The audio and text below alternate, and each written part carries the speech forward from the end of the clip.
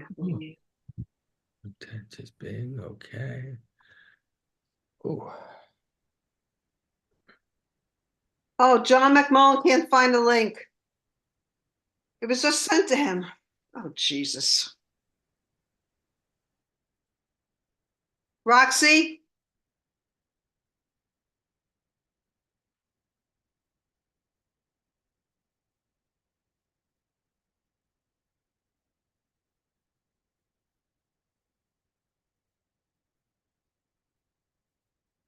Hi, Sarah.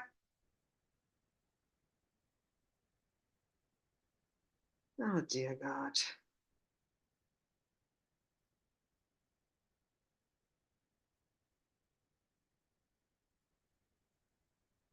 Check your emails.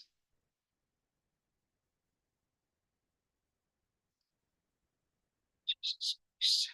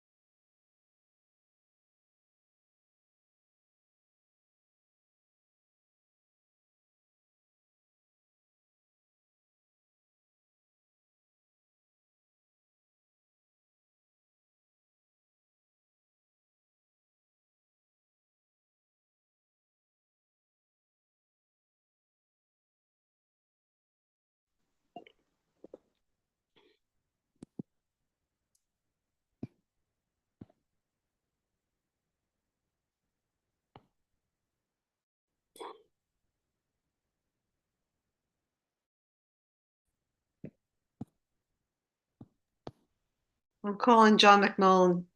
I know you sent emails to everybody.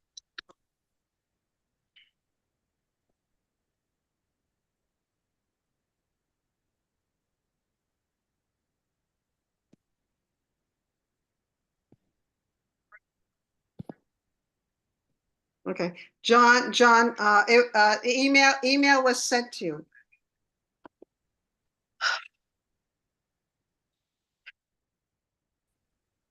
Hey, John, it's Patricia Carrigan. Roxy resent the Zoom links to everybody today around 1 o'clock. So you please check your emails. You should have it. Thank you.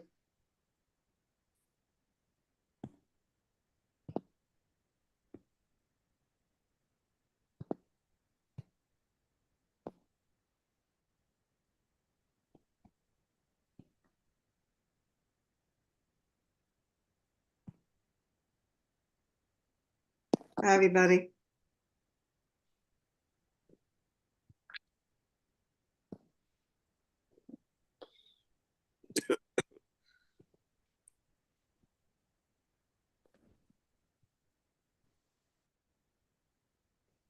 Mm.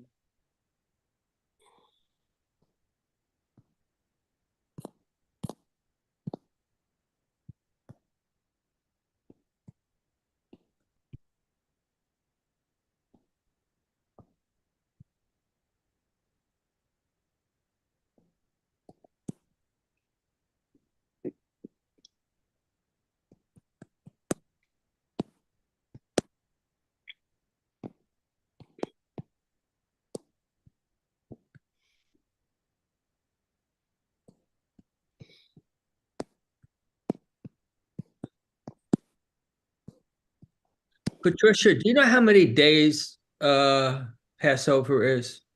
I have no idea. Sorry. Okay, I'm neither. going to Shugna here with this. All right. It's 8 days if you're out 8 days. and Sorry. That's what I thought. I'm just wondering if it's too late to send out a card. Mm. it won't arrive on time. Yeah. I'll just have to apologize to him when I see him. Yeah, well, thank you. Okay. Well, John did get the email. So we'll be seeing him soon. Here, I got my Jewish calendar from ShopRite store. It said, what is today, the third? Hey, Carrie. This eighth day is Tuesday, the 30th, is the eighth day of Passover. This is, I think, like the 5th or something like that. So today is the third day. Is it? Yeah, the first day was Thursday, or no. I don't know, they got more than one thing here. Wait a minute now. I'm It started on the 23rd. The first day was Monday. Monday, oh, the eve, first Seder in the evening Mm-hmm. on the 22nd. Yes. It's not like anybody sent me chicken soup. Hi, everybody. Boy, Oh, can I see, well, they're counting the intermediate days. Today is the third intermediate day. too complicated. I Yeah, know. well, It ends anyway, Monday at sundown. it's Yeah, not It ends over Monday yet. at Yeah, sundown. eat your matzahs, thank you. It's interesting though that I'm Hanukkah- eating matzahs, that's all I do every day, eat matzahs. I'll be matzahd out. I want the chocolate covered macaroons. Oh gee, I I can't can't. hear. I'm trying to lose weight, I can't. Ugh. Oh, I couldn't find them. Oh well. Hey, everybody, oh, they're all coming I in now. can't hear a Yay. thing. Hi, I can't. everybody. Can you hear me? Yeah. Yeah, we could hear you. Hey, Sarah. I can't hear a thing. Patty, can you hear me? Yeah. Yes. I can't hear you. I can't Yes. hear a thing. I'm in a. Patricia, Sarah can't I hear may just anything. go home. I can't help hear it. a thing. I don't Yeah. know. I don't. I'm not the tech I person here. can't hear you, Patty. If you want to email me, great. I'm sorry, people, but I can't hear anything. The guys wouldn't help me here. I don't have email. I don't have this Hello? stuff at home. Don't worry, a password. Oh shit. Just are you right? Do you have? You have to sign into Zoom before you get on it. Yeah. You have to sign into Zoom, and you have to once you sign on to Zoom, you click on that blue button. It's encrypted. Okay, that's how it's done. Because I always sign into Zoom before I click on that blue button. But How come we could see her and hear her, and she couldn't Not a hear thing I us? can do. I Sorry. can't. Roxy, There's I can't nothing help- that can be done. There's I nothing that can't can help be you. done. I can't help you. I'm not the tech person. I think she can't hear because it's too loud at the cafe. I can't change that, but I can hear a little bit of you. So I'll Sound just quality is really bad. You don't have earphones? no. Okay. I thought I was going to a different place, and their Wi-Fi ended. It closed. It collapsed. We can hear Hello, you. Well, don't we have can hear you Wi-Fi. fine. We can hear you fine, so don't worry about it.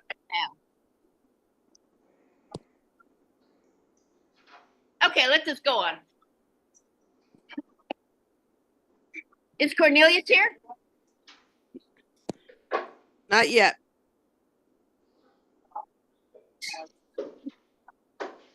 Hello, everyone. You hear me? Then you have wonderful music in the background. Hi, Mega. Hey, Patricia. Hello, Hi, Sarah. everybody. Hi, everyone. Hello. Hi, everybody. Happy Saturday. Hi. Hi, Bruce. Hi. Hey, Bruce.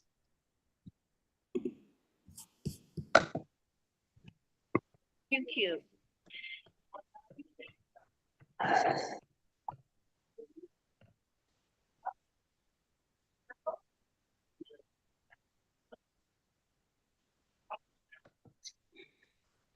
To everyone.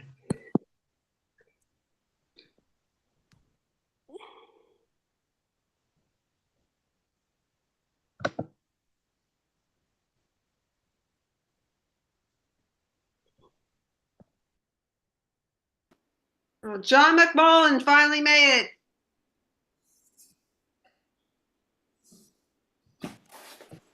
Hi, John. Can you call Cornelius? I don't know if I have his number. I'll mail it to you. Oh, You might want to message me if there's anything important. We're using the chat. Sarah, use the chat. Excellent. Thank you. I really apologize to everyone, but Oh, I can hear you. and I tried to get anyway. Okay, fine. Okay. I have his phone number. Okay, good. You have it? I don't know what you're saying.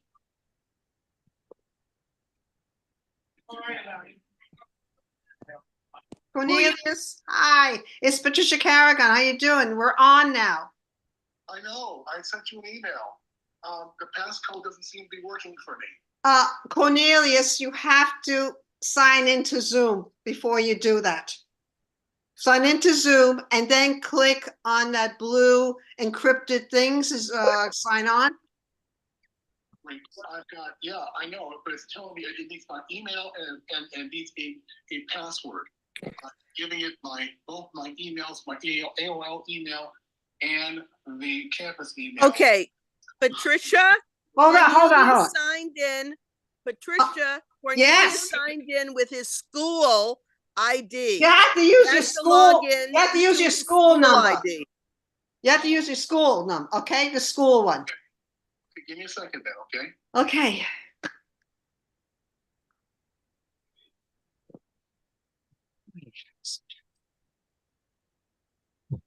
Jack.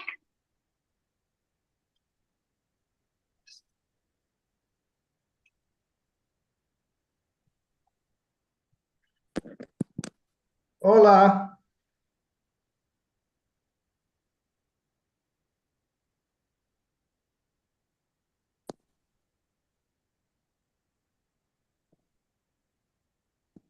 So, okay.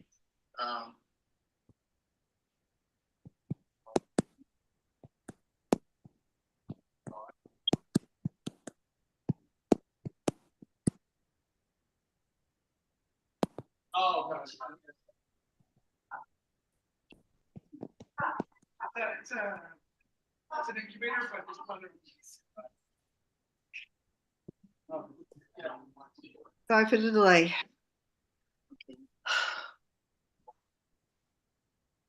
Hello.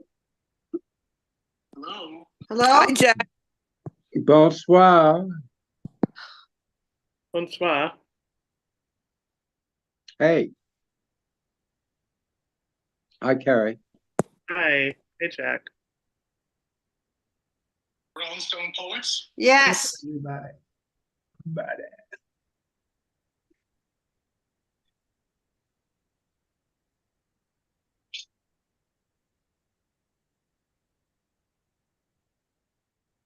Donate. Let's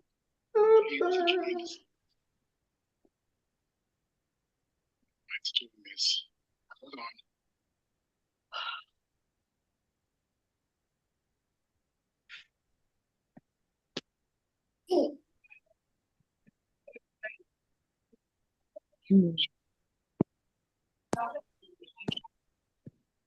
Jack. Hi. What's the meeting ID number? Can't you click on that blue thing? Who? It's telling me I need a meeting ID or personal link name. Personal link name? Yeah. Oh, Jesus. That's my campus Zoom. Oh, I don't know. Roxy, can you take over? Forward Patty's email to Cornelius. He has to log in using his school account or he has to re-register using his personal account. You have to re-register under your personal account then. I don't have a personal account. I have You have to register. You have to make one now.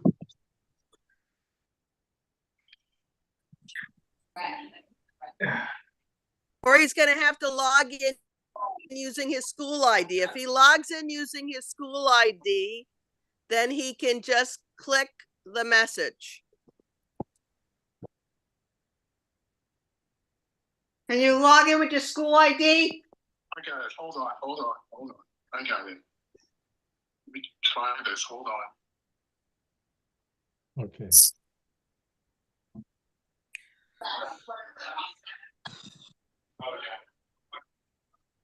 Okay, hold on. See this. See if this is gonna work.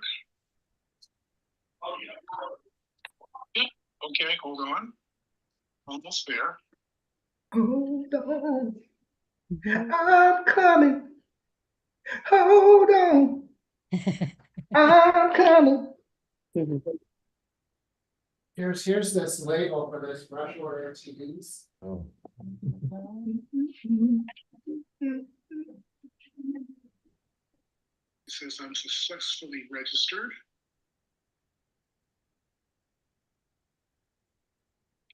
Email somewhere, somebody. Email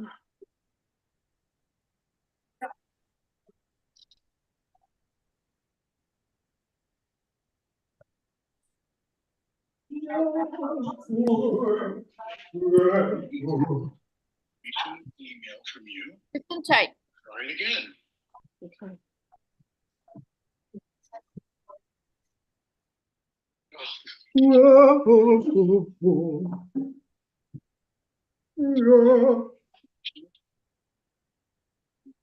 Meeting now. All these beautiful faces. Hey, Prince. Hey, Prince. It's one of those days, everybody. Takes me right back to the Zoom Hey, says I Ron, have to what's going on, buddy? Can you use your phone? Can you just use your cell phone? I'll try the cell phone. Please do.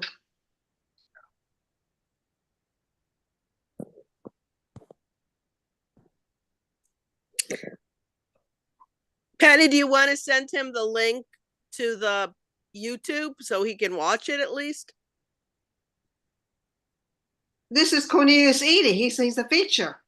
I know, but he can maybe he wants to see. I guess we'll send him the link We'll send afterwards. later. I mean, I'm like, I can't, I only have two hands. Okay. He's gonna log in on the phone. Yeah, I told him. But I know he can't use it, but I did it anyway in case we defy the laws of the internet, which I'm willing to do. You're behind me. Yeah, it's just that we don't allow anybody to get in on the call unless they log into an account. Because of Zoom bombers. Yeah. Yeah, well, here's that part of the problem here. So hold on.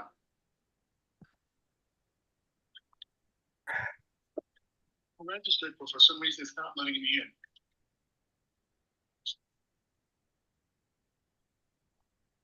Just not getting it. Is he using the phone? Are you using? Well, the phone is doing the same thing. The phone's doing the same thing. No, the phone can't do the same thing. The phone is just a link. I'm gonna send him the link again. The phone is not opening the link. She's gonna send you the link right now. Okay? Okay, please.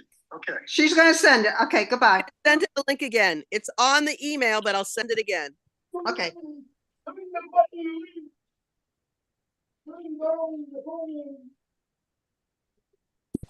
Oh, God.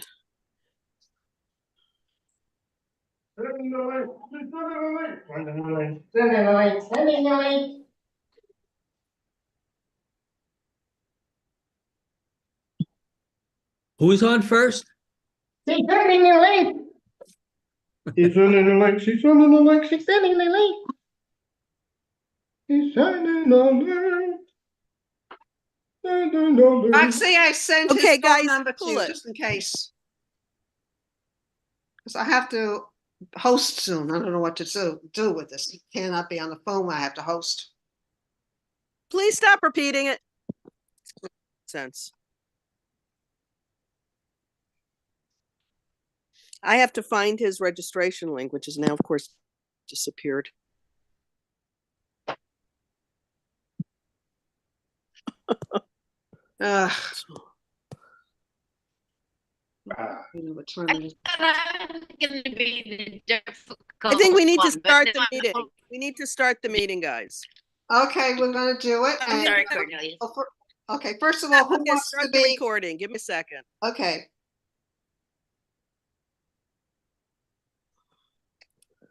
Oh my God, I can't even start the meeting. Sure you can. We're all here. Okay, the recording is zoomed.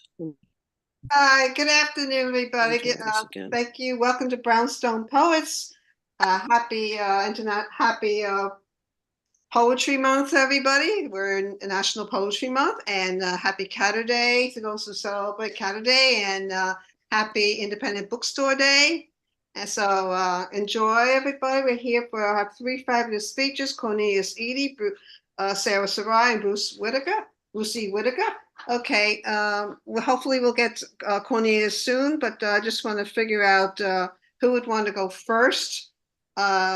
Bruce, you want to go first, or Sarah, since you're at a cafe, I guess maybe have you go on first. Okay, anyway, we're going to start with the. You have to send her the message in chat. Okay. You have to send her that all right. information in I chat. do She that. can't Yes. hear Okay. you. We'll do. And yeah, I'm fine with second if that works for you folks. Any place you want to put, that's fine.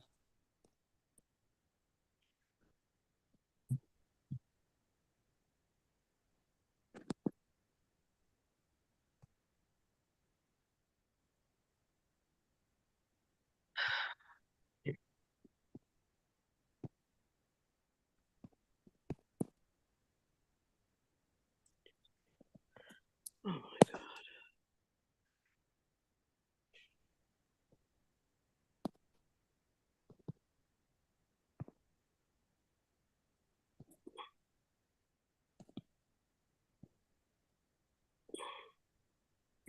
Am I frozen or did Patricia freeze?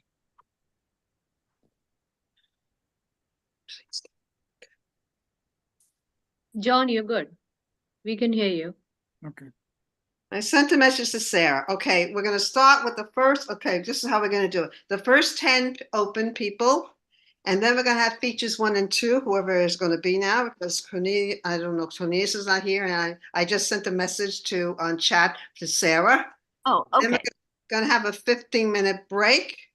And after Roxy returns, we're going to do the next 10 open. Then we're going to come back with the feature, number 3 feature, and then we're going to have the rest of the open micers. So hopefully, Sarah, I know, Sarah, can you? I will read first. That's fine. Yes, Sarah will read first. Bruce will be second, and Cornelius, when he gets on, he'll be the 3rd feature. Okay?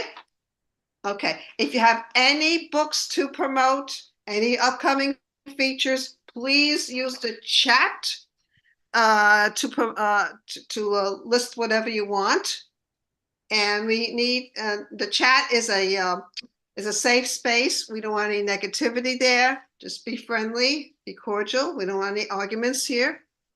We're strictly poets, and we are here as a safe space for poetry and to share the love for poetry and for humanity. So I'm going to read off the first 10 people who are going to read on the open. Ron Bremer, Mega Sood, Amy Barone, Dorothy Cantwell, Julie. Oh no, she's not here. Beth Morris, Lynn Shapiro, Ellen Ritt. She's not here. Okay, Ellen Rittberg's not here. And Jack Cooper. And is Julio here? I guess he's not here. Okay. So keep it to no more than 3 minutes, please. Ron Bremer, please unmute and share. Hi, everybody. Yeah, I'm going to do 3 very short pieces. 2 of them, first 2 are about people that worked with me at Pan Am World Airways many years ago. And the first one's about a person who unfortunately passed away shortly. And so this is a tribute to her. It's called Nina at Midnight. Nina at midnight, fiery red hair ignites the flaming Seine River madness. Tired eyes twinkle. Okay, this second one is also about someone from Pan Am. Arena sizzles in time and space. The air is hot where she has been. And finally, Shabana Azmi is a famous Indian actress from years ago. So here we go. Shabana Azmi's eyes stare through my body as if it wasn't there, to a bare spot on the hillside, as if it wasn't there. Thank you and have a pleasant day. Thank you. Thank you very much. Mega Sood and then Amy Barone and Dorothy Cantwell. Mega, please unmute and share. Thanks, Patricia, and happy National Poetry Month, everyone. And congratulations to Bruce and Sarah Sarai on their new book. I'm gonna read a poem from my 4th collection of poetry, which is coming out this year. It's called Language of the Wound is Love by Flower Song Press. The poem is called Planting Seeds in a Detention Center, and it has an epigraph which says, Immigrations and Customs Enforcement held 32,000 plus in ICE detention, according to a data currently as of August 23, or 66.1 have no criminal record, according to a data as of August 2023. Many more have only minor offenses, including traffic violations. Planting seeds in a detention center. Time drags its heavy steps like death, its presence felt on my brittle ribcage, as my raspy breath makes another failed attempt to leave this gilded cage. Time, like the promise of a lover, always brimming with hope, yet ready to deceive you in a blink of an eye, makes its presence felt on my fingertips as I make another scratch on the wall to anoint this day. Hope comes like a faint, lingering scent of home-cooked food. Memory is the name of the wound I relieve each passing day. Grief, thick as a stone, sits atop my chest as I try to break every syllable of love that I hold softly in the folds of my tongue. As a dream of tracing the poem on your curves, an undulating symphony I feverishly desire. But here I sit alone quietly in this room, like a raisin soaked with the emptiness of time, swelling like a wound, opening my mouth to yet another transgression. As they stuff the syllables of language and demarcation, feverishly trying to mold and morph my body that has been dragged across invisible lines in the ground, throat parched by the ignorance of those who once offered their soft cushions to our lullabies, have now built shiny cages for my newborn. The language of my ancestors is now a ribcage symphony, trying to make a home through barbed wires, carving deep scratches on my walnut skin, trapped on the other side of this town. Like sparrows robbed of their shadows to the evening sun, I genuflect, soft knees making an impression in the soil, once crumbled by the thick calloused fingers of my father as he laid the seeds into the broken soil. Mother never discriminates, he always said. She gives back bountifully. I remember this and more as I look at the seeds giving back the bounty, breaking and growing through the pain around my walled cage. Thank you, everyone, for listening. Thank you. Thank you. Okay, I see Cornelius is on. Yay. Okay, I just want to reiterate. Cornelius, you will be in the 3rd segment, okay? Okay, fine. Can you hear me? Yeah. Can you hear me? Yes, we Okay, can good. hear you beautifully. Okay, so I'm glad you're here. Glad you're able to make it. So you'll be, because we're going to have Sarah read first, and then Bruce, and then you'll be the number 3rd one. Okay, since a lot of people did not show up here, I'm just going to read off the list of who else is reading in the first round, because there's 3 rounds of the open mic, just want to let you know. I might as well read them now. Amy Barone is in the first round, Dorothy Cantwell, Beth Morris, Lynn Shapiro, Jack Cooper, Edward Gold, and John McMullen. That's the first round. And then the second round will be Prince McNally, Carrie Radner, Bill Considine, Cindy Hockman, Harvey Sauce.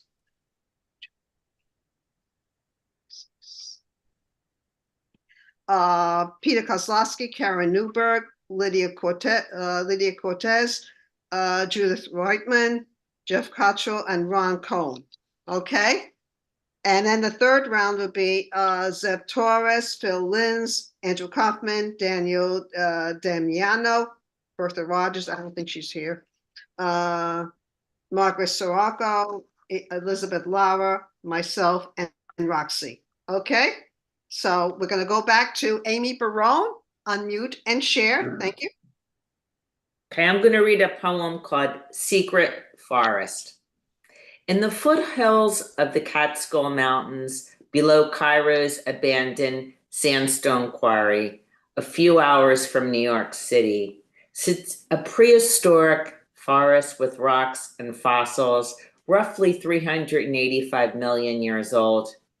Where dinosaurs may have traipsed, scientists walk through ancient trees' rare roots, safeguarding a delicate space as they delve into the age of plants and trees, and one of the world's oldest woodlands, preserving one of Earth's treasures, unsullied by man's hands. Thank you. Wonderful, wonderful. Okay, the next three will be Dorothy Cantwell, Beth Morris, and Lynn Shapiro. Is she here? Yeah, okay. Dorothy, please unmute and share.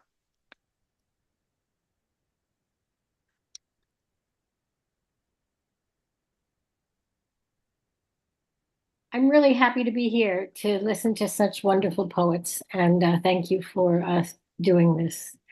The first poem is called Too Soon the Katydid. Katydids are little insects that appear in the Northeast at night in August, late August and September, and they have a very raspy voice and they call back and forth. So this is called Too Soon the Katydid. The eve of August. A lone katydid, invisible in the treetops, calling, calling in the dark. By next week, a chorus of katydids and didn'ts will fill the summer night, raspy and rhythmic. Too soon, my sister says as she smokes on the porch. Too soon, she whispers. Go back to sleep, as if gently soothing a child who has woken too early. You're wishing your life away. I echo our grandmother's warnings that our childhood impatience for holidays, birthdays, vacations. I can't wait until. But we no longer wish for time to pass at our age and know that the end of this summer's brings us closer to the end of all summers and that August will hurry by. We linger with gin and cigarettes, watching the smoke curl up into the black night, wishing only for time to stand still. All strife forgotten, my sister and I finally agree. Beautiful, thank you. Next up, we have Beth Morris, unmute and share. And everyone, if you're not reading, please mute yourself, okay? Thank you.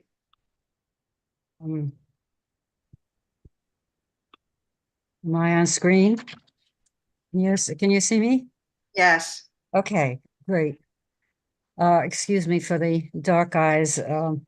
It's a problem. Anyhow, I'm going to read a poem that is part of a new book which is coming out soon, hopefully, called A Yellow Notebook. It's a collaborative hybrid work based upon my late father's notebook. And this is called First Love, and it's my memories of my early childhood in our summer home.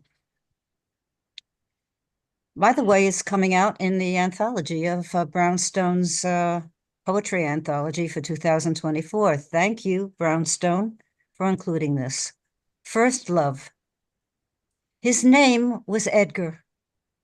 My father picked him up from the railroad stop in Landing, New Jersey, to help dig up the boulders, rake the dirt, smooth the ground for laying down the topsoil which would become our lawn, my mother's gardens. He left each day at sunset. I don't know where he slept. I watched my father and Edgar work on the hill around our bungalow in the unrelenting August sun until lunchtime. Mother made Edgar the same meal, a cheese sandwich and a glass of milk, sometimes an orange. It was my job to carry his tray out to the porch. She wouldn't let him inside. Edgar rolled cigarettes, spoke in a strange, soft voice. I didn't care. He had a banjo. After lunch, he'd play his country songs. My darling Clementine, oh, Susanna, teach me the forbidden verses to the big rock candy mountains. I'd share his food, sing with him, dance around his chair. Then one day he disappeared. Thank you. And thank you again to Brownstone for including it. Thank you. Thank you. Thank you so much, Beth. Next person up is Lynn Shapiro. Please unmute and share. Hello, everyone. I'm going to read a poem that's in two parts. It's called In Heaven There Is No Dust. The furniture is always polished.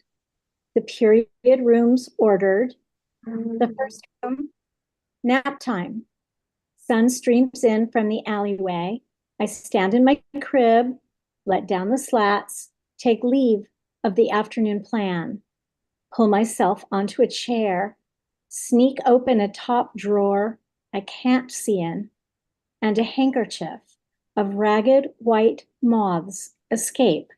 So many, I cannot catch them all, and set the room right. 2.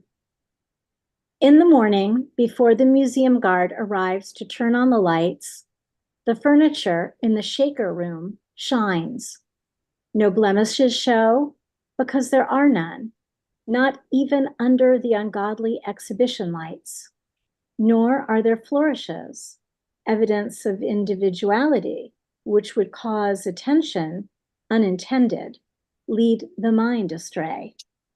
In the stillness, before the public arrives, all I want is to open wide the drawers and let out the moths.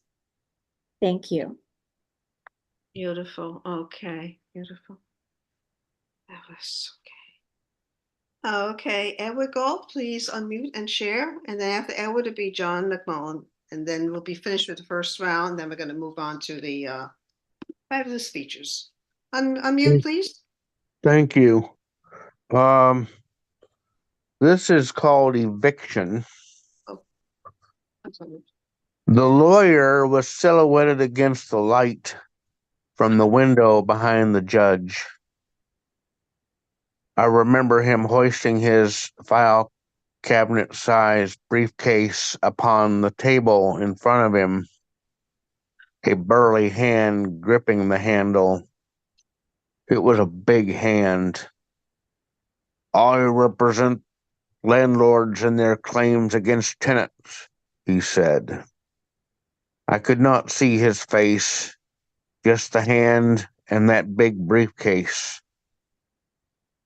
A woman stood at the bar, a little girl in tow, her hair held back with a heart barrette. She explained that she had lost her job, but that she was doing everything she could to pay rent. She said that she even sold her car to pay the landlord what she owed him. She said this a number of times at the trial. She didn't have a cabinet-sized briefcase. She had small, delicate hands and a soft voice. Soft voices weren't being heard in court that day. Thank you very much. Thank you, thank you. Okay, I overlooked Jack Cooper, and then after Jack Cooper, to end the round will be John McMullen. Jack, please unmute and share. I'm unmuted. Thank you. I'm a bit disoriented. I'm on my phone. I have, for the classicists among you, I have a translation that I made of Catullus 8. I'll spare you the Latin, but just say that the first line is Miser Catulle desiderat ineptere. And I've translated it as I think he would have written it today. Catullus 8. Fucked up Catullus. Enough of the asshole. And what you no longer see, concede has been lost. Sun's brilliant one time had shone only for you. Would coming often wherever the girl would lead, beloved by us more than ever any love will. There, where, because of that, jokes at your expense would flow. What you would want, neither she would wish to refuse. Sun's brilliant, assuredly shone for you alone. Already now, she does not wish. You, with no choice, even don't. Neither pursue what flees nor live miserably. Instead, with inflexible heart, hang in. Stay cool. Go your own way, girl. Catullus already is cool. Pine for you he will not, nor ask unwillingly. Opposed to you, ignored, the sadness you will feel. Woe to you, vile creature. What life is left for you? Who next will possess you, regard you as beautiful? Whom will you love now? Whose will it be said you are? Whom will you be kissing? Whose lips playfully bite? But you, Catullus, determined, stay cool, keep on. Thank you, Jack. Thank you. And then last for this first round, we're going to have John McMullen. John, please unmute and share. This will be very different from what Jack just wrote. I got very interested a while back in one sentence poems because I didn't understand where they came from. So I asked Copilot to define them, and they go all the way back to John Keats and others. So, and I wrote a one sentence poem, only one, a while back, that will be very relevant, hopefully, during this hush money trial. Stormy fucked him once, and now she's doing it again. But then, in looking at other things that I had gotten some amusement from, all quotes by Lawrence Peter Berry, Yogi Berra, that everyone had talked about is yogiisms. Many of them made sense to me as one sentence poems that you could think about, and you could either laugh or you could decide that they had deep meaning. And I'm going to read 25 lines. When you come to the fork in the road, take it. You can observe a lot by just watching. It ain't over till it's over. It's like deja vu all over again. No one goes there nowadays. It's too crowded. Baseball is 90% mental, and the other half is physical. A nickel ain't worth a dime anymore. Always go to other people's funerals, otherwise they won't come to yours. We made too many wrong mistakes. Congratulations. I knew the record would stand until it was broken. You better cut the pizza in 4 pieces because I'm not hungry enough to eat 6. You wouldn't have won if we'd beaten you. I usually take a 2-hour nap from 1 to 4. Never answer an anonymous letter. Slump. I ain't no slump. I just ain't hitting.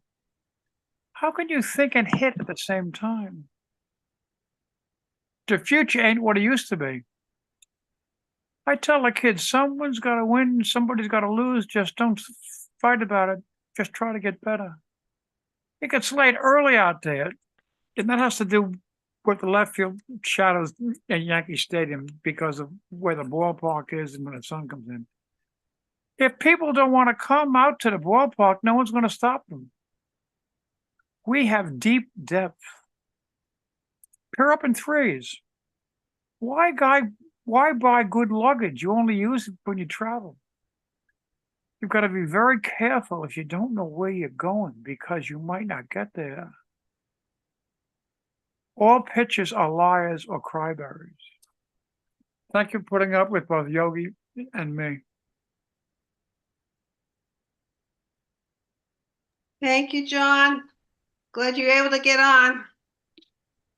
Welcome to the 21st century, everybody. You know, that's what we have to do now. Okay. So I'm just going to reiterate what we're going to read. The second open mic group that's going to come up after the break. It's going to be Prince McNally, Carrie Radner, Bill Considine, Cindy Hockman, Harvey Sauce, Peter Kozlowski, Karen Newberg, Lydia Cortez, Judith Whiteman, Jeff Cottrell, and Ron Combe. And the third round will be, again, Jeff Torres, Andrew Kaufman, Daniel Damiano, Margaret Sarago, Elizabeth Lauer, myself, and Roxy. Okay, was Ryan Neal able to get on? I don't think so. Okay, but we're going to go into the good part of the reading. Every part is good, but this is what we've been waiting for. We want to hear Sarah Sarai. Sarah Sarai's latest collection, Bright-Eyed, Poets Wear Prada, is a version of her family's move from New York to Los Angeles, the San Fernando Valley, the Crenshaw District, Echo Park, with a time out for San Francisco, where she lived in the hate with a Bach fanatic and escapee from a Russian prisoner of war camp. She's a past recipient of a NEH fellowship funding a 6-week seminar at Kenyon College and grants in poetry, fiction, and editorship from both the Seattle and King County Arts Commissions. Her poems are in numerous journals including Three Penny Review, Boston Review, Southampton Review, and Barrow Street. She's currently finalizing her short story collection, It's People, her novellas, Lucy Needs Work, A Vote for Ross Perot, and The Merriweather Treasure, and her novel, To-Do List Manifesto. She's lived in NYC for over 20 years, wondering where she really belongs. Let's give a warm Brownstone welcome to Sarah Sarai. Great, thank you. And as many of you already heard me be very grumpy, you can figure out it's not my first choice. And I'm just going to read and tell me if I need to shout it. I'm going to start with a poem I had sent to the Southampton Review, and I didn't know Cornelius Levy, thank you, was the editor, but he chose it. But I'm just choosing it also because it's an ear catcher. The first time I had sex. The first time I had sex was followed by the second time I had sex. Not the same night, not the same locale. The first time I had sex was in a dorm room on a twin mattress with a boy needing to believe he was fucking for mercy from whoever it was in his fair youth who held his fair youth in a fist and crushed. The first time I had sex was fine. In the done and done sense, he said, now you're on. I said, I thought, not your call. The second time I had sex, I don't remember. Somewhere, scattered bedrooms, motel, Pasadena, Silver Lake, too big, small. I felt his nerve. I chose a piano player at a bar. The man who gave me the clap chose me. I made out with a woman in her car idling on a hill. The emergency brake was worrisome, but her mouth was smooth as familiar sheets, welcoming me every night. Dang, I was afraid. Sex with men wasn't awful. Sex with women, floral in the night and leathery. The moral here. Spring. Sun sends its warmth, the grass greening on soft foothills in spring.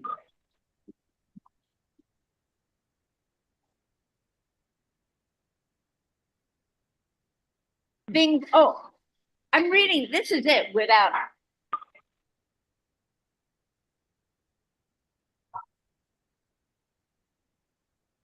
Thank you, Roxanne. Thank you. Things always, I'm the editor of and poets who both wear Prada. Things always work out. Now we're in California, or longing to be. The sun behind you inches up on autopilot, as when you're at the wheel and suddenly home wondering, how did this happen? Things always work out. 2 feet off the ground, you face west. The direction of expansion, not invention, but reinvention, as when you roll out your flesh cautiously, as if it were a red carpet subject to inconsideration. With the east now behind you, the lush of you spreads across so much land, flips the pages of religion to the index of nouns, thumbs through in search of a promised earthly garden of ethereal delight, all the while thanking all that is real, thanking all that is real.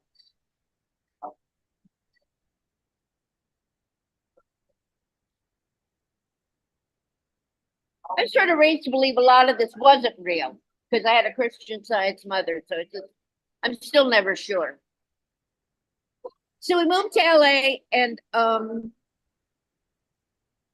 my one of my sisters got married, and her husband was Black, so they moved to the Crenshaw district, and so for a while they shared a house, and they shared it with a musician, Richard Groove Holmes, who's a little bit before my time, but anyway, he played the organ. And he was a big guy. This is me meeting him. And 2-story house on Vernon. And there's a quote from a jazz critic, but when it comes to funking it up, Groove had no match. It is Sunday. Richard Groove Holmes lives upstairs. He gets his own poem. Her sister et al. Are downstairs. Groove is big belly. You know, after hours. He's left his apartment now and descended the stairway for California sun. Air about his body more so. His body more so is how it is with well-knowns. The more so. Richard Groove Holmes squints, inquires of her psyche. The peculiar flattery of an adult. This 13-year-old balancing on crabgrass, 13 and white, her brother-in-law Black. Late afternoon, the family drive back to the valley. That new sound everyone heard is not on the radio.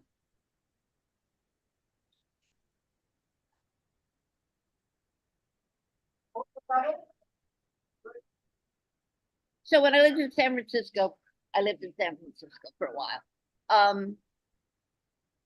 And my dear friend who was my mother, father, holy God, everything, Alois Hessley, he was from Germany.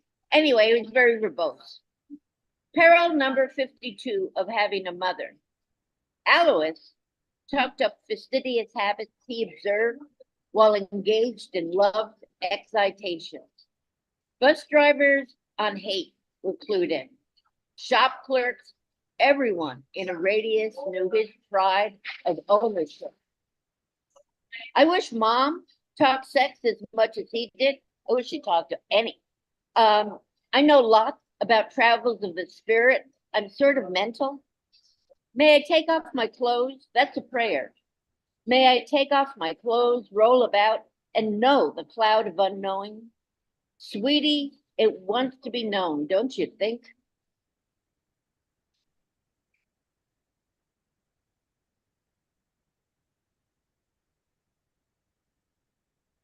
Okay.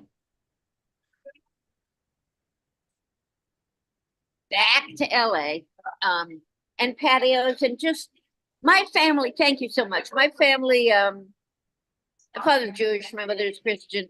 And I really think, we didn't have this kind of thinking at the time, but I realized that part of the joy in moving to California was getting away from their parents, which is something everyone relates to. And also for me, having a patio. Patio speak. This poem is an exploration of the fallacy of indoor-outdoor furniture. Pursuant to duck droppings on a squeaking two-seater with weather-rent plastic cushions, clawed by feral Huey Lord One-Eye, who is on her 7th life per general sentiment. So, 3 of us drag Adirondack chairs from inside to, I am thinking, the deck. But there isn't one. So we settled it on a concrete patch to surveil snails and the overhead stars, the vault unplugged. Significance? Examine your life worth living. You'll be sat on night and day if you stay in, or sat on beneath the reeling ecstasy if you are out. Nothing is easy except hiding, which is crack cocaine cut with angel dust. It'll destroy you quick.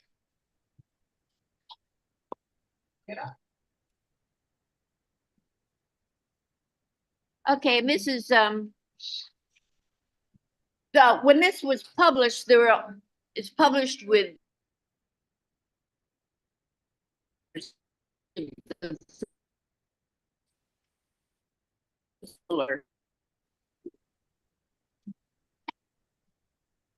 around when John Lewis died and other stuff was happening. Thank you, Bruce. It is different. It is not different.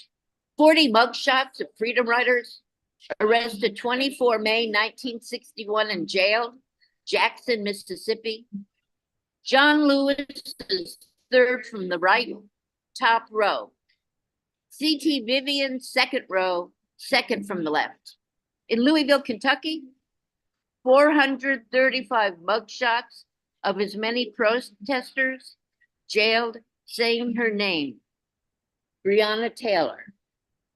They're not yet released.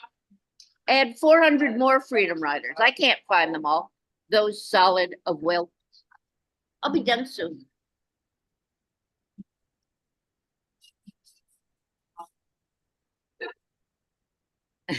And then Adrienne Rich, I've been saying this all week. Adrienne Rich wrote about being split at the root, which for her and me is half Christian, half Jewish, and it becomes a little different here. Big Little Lambs. My nephew and niece, half white, all black, don't care about my divided self, my split at the rootness.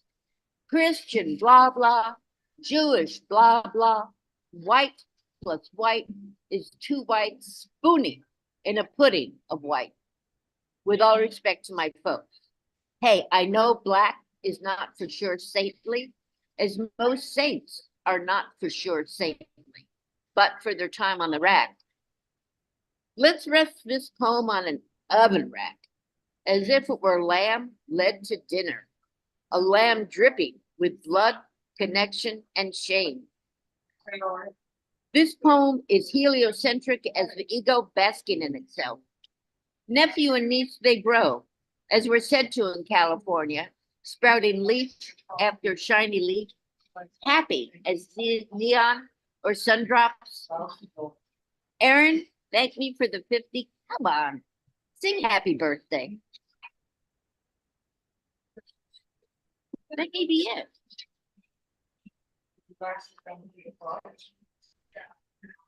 So that's all. How much time do I have, Patty? Hold up fingers. Oh, really? Oh, yeah, I'm going to read the whole damn book. You know what?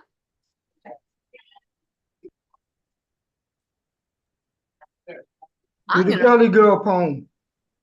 I'm sorry, what? I don't know what you're saying. Just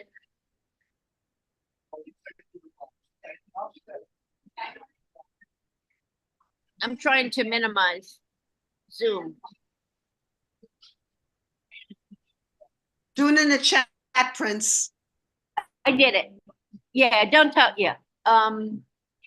Thank you for being so tolerant. I'm talking this wonderful man over here.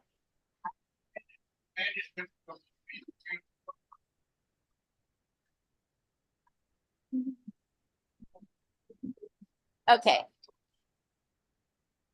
I'm not even sure what this means. There might be a little psychedelia behind this. This is new. It's I'm Jew. It's a little joke. Okay. She's so mushrooms. A 7 a.m. stretch cracks open the mission statement. Be kind, be rich, be eager, be yourself, believe you are whole. A thought with wings, it soars, flap, flap. Consciousness, I am here to reword the mission statement. When they said ask for help lifting the fog bank, I asked. Gratitude, wily stage crew, hammering a new world, easing structures of pain, so life isn't suspended in a solution solving nothing.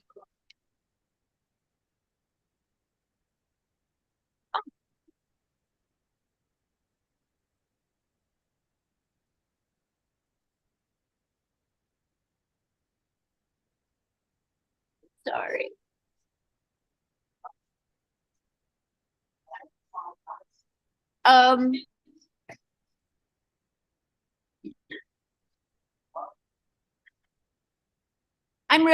I'm not sorry. I'm thrilled. I am so thrilled to be a little confused about where my poems are right now. I think it's the best thing that ever happened to me, and I hope you're sharing my excitement.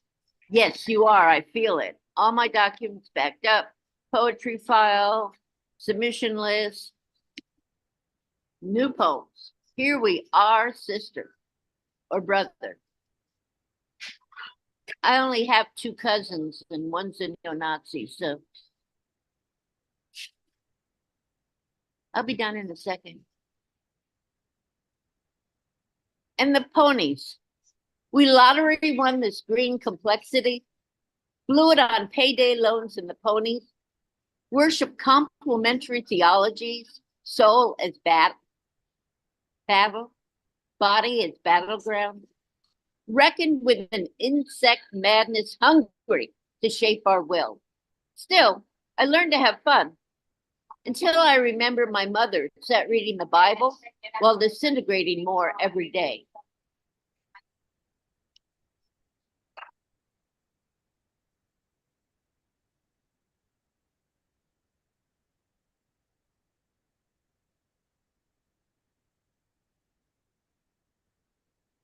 Please include a short bio statement. My bed is a living soul. I change my sheets weekly. When trying to quit, I would smoke a few, drench the pack, tweak out, dry cigs in the oven light up. The fire that time. No one showing for my funeral, especially the twittering phobic, doesn't fade. I needed to say that. Can I swing retirement and believe? Oman's not working out as hoped. Speaking abstractly, penises can be beautiful. Breasts, they're the world. I'll read one more.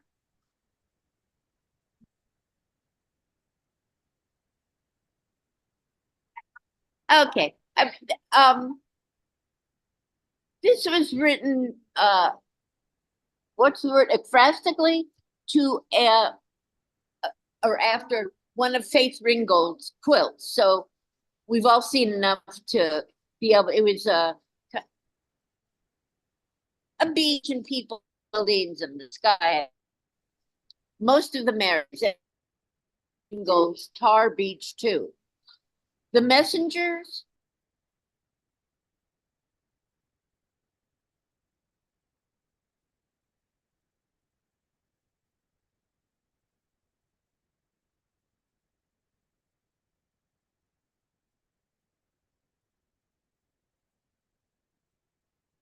sorry, I'll read this really quickly. I don't know what happened. The Messengers, one of the Marys, most of the Marys, always lose sons, stolen, always lose daughters, stolen and shipped. Paradise should be close by, coaxing the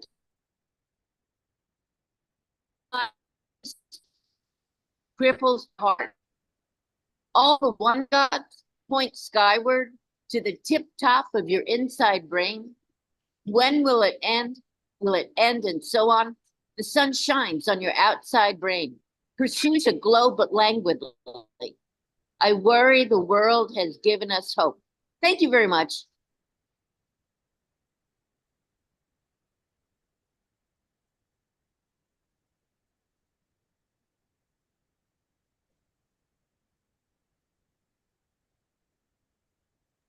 Thank you, Sarah. Thank you. Yay.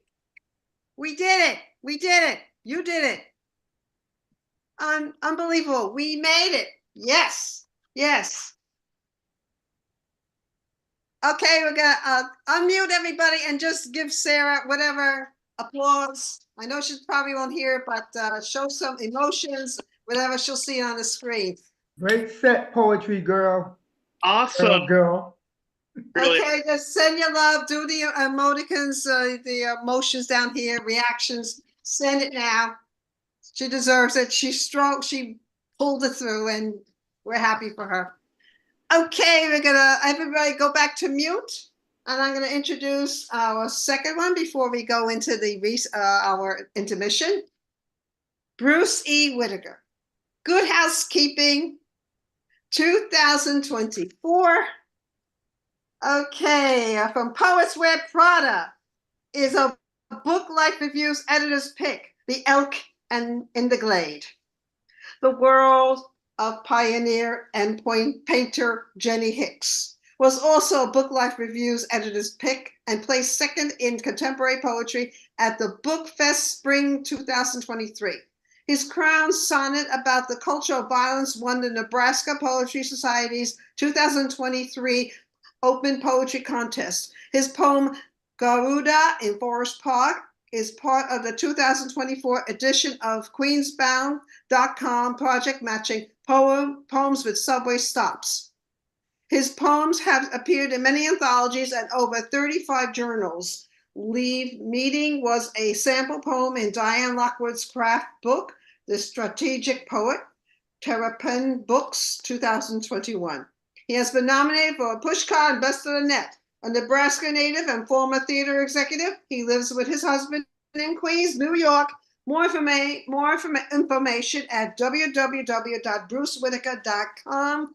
Let us give, okay, ready? Let us give a warm Brownstone welcome to Bruce E. Whitaker. Take it away. Unmute and share. Hi, everyone, and welcome to my kitchen. What's cooking today? I want to start by thanking Patricia and all the Brownstone folks for supporting my work over the years. Much of what you hear today actually started here on a Brownstone Poets session. Also, my special thanks to Roxanne Hoffman and Jack Cooper of Poets Wear Prada for believing in good housekeeping, and especially to Roxanne for helping me get Elk in the Glade out to coincide with the museum show of Jenny's paintings last year. There's more on that project at crownrockmedia.com. I want to start with a couple of poems from The Elk in the Glade, the kind of establishing poems of my great-grandmother Jenny's arrival in Nebraska in the 1880s as a pioneer girl. She was about 6 or 7 years old. This is from the poem, The White Crib. The train puffing thirsty dragon halts in a squat wooden town, Gothenburg. Father and the wagon wait. Jenny steps off into eager arms. He has a deep gaze for the wife, returned only in flashes, and candy for the children. Crib piled into the back of the wagon with the trunks and the boys. She is nestled in a buffalo robe between Mary and Father on the box. Father lets her touch the whip. They easily ford the wide, shallow Platte River and head south. They climb a plum-trimmed canyon and reach the bare high line. No houses, no trees. Sunset and the white crib is carried across the sod house threshold. Horace himself planed that threshold, framed the windows. He lifts Mary down. Well, she strides to the door and lifts the latch. Gleaming pine floors catch the fading light. Nice, Horace. I'm here, is all she will give him. Jenny leaps from the wagon, still clutching the buffalo robe. Red, gold, purple, green, the twilight scoops deep below the low hills. Stars twinkle in the east. The country rolls out like a carpet in a long run to the sky. She spins on the short grass. No one notices or chides. She can see forever.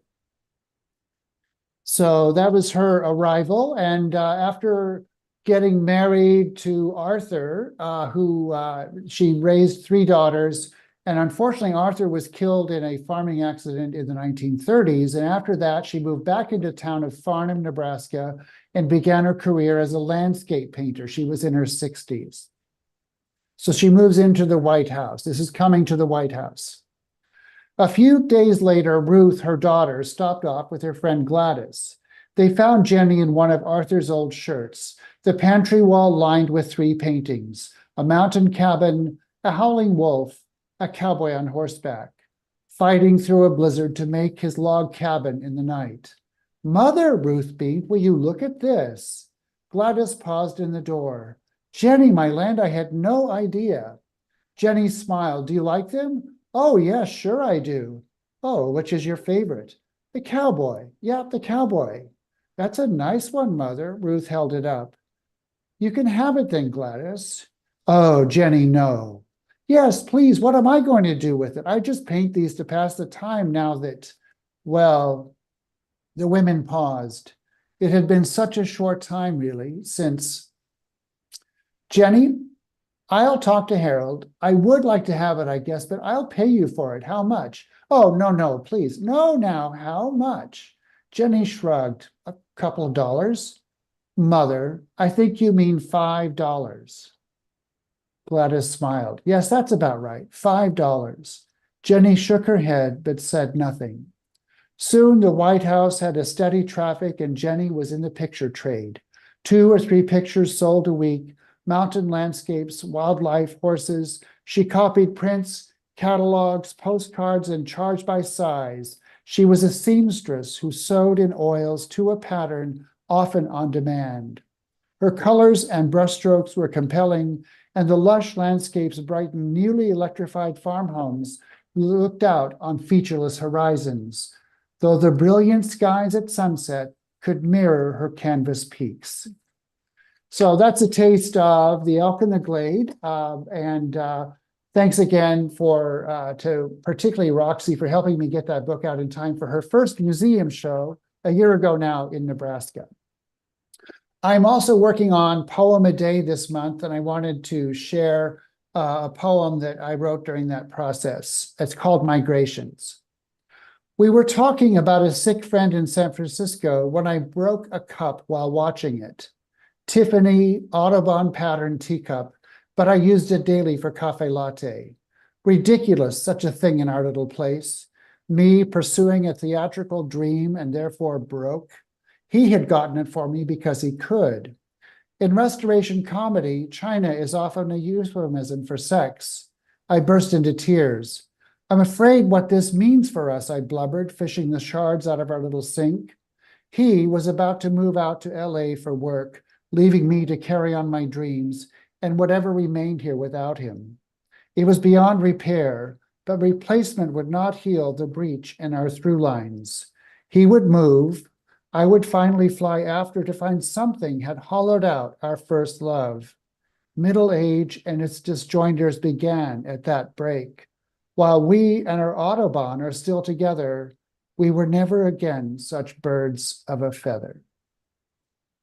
So that's a new one. And that brings me to Good Housekeeping, the title that was released in April. Just to let you know, I'm not, China and Cups and I kind of have a through line as well. And I want to read, first of all, a poem called Toshiko's Cup. This is about Toshiko Tokaetsu, whom you may know is having the show of a lifetime at the Noguchi Museum in Long Island City. And I really encourage anyone to come and see this amazing artist's work. I actually have a cup of hers. Toshiko's Cup. The smaller the bowl, the more precious the tea. Or is that just a rumor? An echo from Rikyo's suicide? The exquisite dissolves in the mundane, leaving the residue of this wave-washed vessel, a paradox solved only by use. And it's a haibun, so here's the haiku. Rainbow, void in clay, fired to hold rare infusions, sipped by refined lips. Good Housekeeping also includes several haiku drawn from my daily haiku practice. I'll share my Instagram link at the end. You can get a feed of haiku every day if you follow me on Instagram or Facebook. One of the haiku, and they go by date, is February 20th, 2022.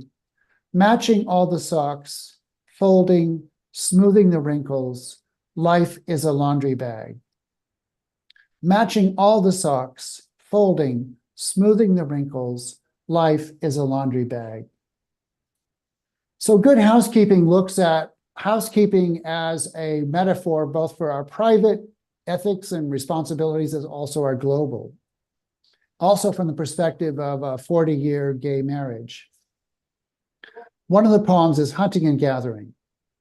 Hunter-gatherer re-enters the fire circle, unshoulders the days, the week's provender, home from the market. Genetic echoes from pre-tribal times, pack times, expressed by car keys returned to the proper shelf. Fridge restocked with today's deal on frozen mastodon. The hunter's only wound an ego bruise at checkout, cut off in line by a mink in sneakers, salved now by a bargain Malbec in a juice glass.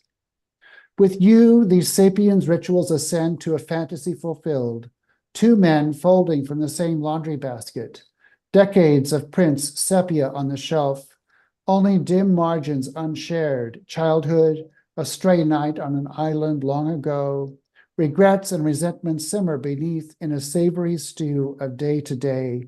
Digested into weekend jaunts and wondering where to vacation next year or what Julia Child requires of the hunter to make today's boeuf bourguignon. For she is the badge of the apex. Gourmet dishes need stayers and finishers. You gaze across 1,000 tables, 10,000 tables under lights, incandescent, fluorescent, halogen, LED, and yes, candles that light the eyes that have seen the hunter stumble, the hunter fall, and still gaze back through the steam, knowing and yet still here anyway, the seer, the seen, and the savor, the fruits of the snare. So that's one. My next poem, I'm very fortunate. Michael T. Young just reviewed both books for Compulsive Reader together. And it's a wonderful feeling to be seen and read across two titles like that. And he particularly pointed out this book, this poem. Nightingale on East 19th. At dusk, the purple shadows spill out around the ginkgo tree skirts. Yellow-violet streetlights ignite after work smokers on stoops. The corner bar casts a blue glow from some game broadcast from somewhere. Across the street, the deli flowers beam red, yellow, and pink little fires.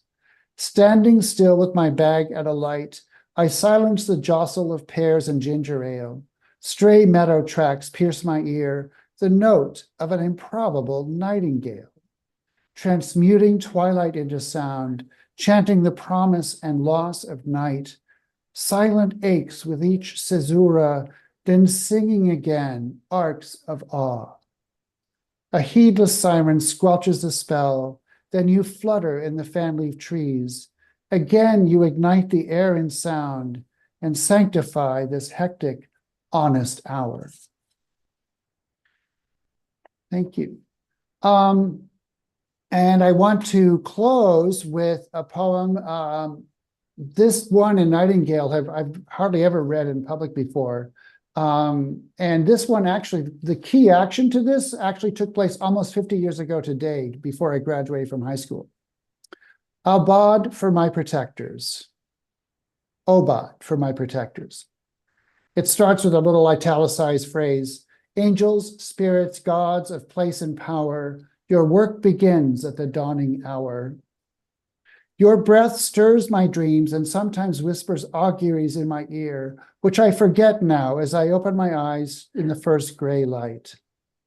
In these last moments of the watch, I remember the asthma times, lungs in flood, whose kiss saw me through those nights, who slid me down across the seat of the rolling car as the bridge girder shattered the steering wheel, who guided the little boy safely along the ledge that day in the park when I was the only adult close enough to have saved him from a fall and me from blame. I gaze into the mirror at my face, sculpted clean of sunspots. I decant my pills, the spells that protect my days. Who or what steered the hands whose makings rattle out of bottles, keeping the heart on track? Something watches over me. Someone is there. Whoever you are, angels, totems, dharmapalas, every day we see the axes fall on those whom you abandon, the hit and run, the stray bullet, the fatal coronary, bad luck or payback. Scoffers say it's the casino of cause and effect, yet every winner is superstitious. In a parallel universe without you, I slouch, face bulbous with tumors, immobilized by wheezing. One eye was gouged out by that girder. I languish in jail over that boy's fatal fall. My sick heart will surely cut short this misery soon, luckily. Instead, sun streams in through the windows, dancing among the memorabilia. Ancestors, angels, deities of chemistry, totems, guardians, whoever you are in your multitudes or your supreme oneness, watch with me the sun rise above the arching trees and stay by my side as I walk out that door, I pray. Thank you very much, everyone, and I look forward to hearing more of these wonderful poems. It's been such a joy to be here so far today, and thank you again for this great opportunity. Thank you. Thank you so much. Fabulous. Okay, everybody, we're going to be going on a 50-minute break, and when we return, we're going to come back with the open. Prince McNally, Carrie Radner, Bill Considine, Cindy Hockman, Harvey Sauce, Peter Kozlowski, Karen Newberg, Lydia Cortez, Judith Reutemann, Jeff Cottrell, Ron Combe. That's for round 2, because we're going to have a third round right after Cornelius Edie reads. And the third round will be Zeb Torres, Andrew Kaufman, Daniel Damiano, sorry if I'm mispronouncing it, Margaret Sirocco, Elizabeth Lauer, myself, and Roxy. Okay, and just letting you know that next month, we're going to have, on May 25th, we're going to have Claudia Soria, Arthur Russell, Anton Yakolov. That's the Red Wheel Barrel folks. So unmute and share. You can get yourself a sandwich, cup of coffee, go to the bathroom, enjoy. You got any shameless plugs out there? Please mute, schmooze, and use the chat room to post your information. Okay, thank you. Hi, everyone. I just posted links to our upcoming reading this week on Thursday at the Center and the formal launch of Good Housekeeping May 9th. They're in the chat. Thank you. And if you're free tomorrow morning, Eastern Standard Time, I have a Zoom feature at Magic Theater Poetry Reading. That's at 9:30 a.m. Eastern Standard Time. I will put the info about that in the chat right now. And it's an open mic too. So if you're not coming for me, come for that. But then we'll miss all the political shows. Aren't we on, you said standard time, aren't we on daylight time? Yeah. Margaret, do you want to read? I know you have to leave after Cornelius. Would you like to read before? I can stick you on the open if you like. You okay with that? That's fine as long as it doesn't upset anybody else. No, it's not going to Patricia, upset anybody else. Trust me. No, it won't. Okay. Okay. I want Thanks. you to read.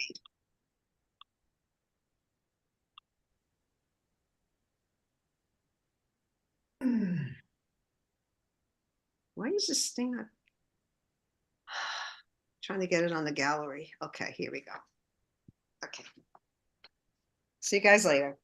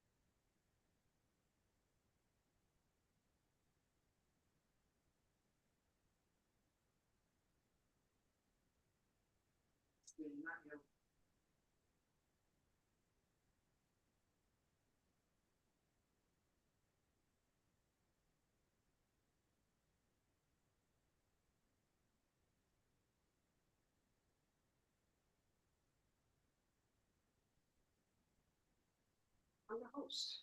The hosts usually don't unmute. I'm doing something. Okay.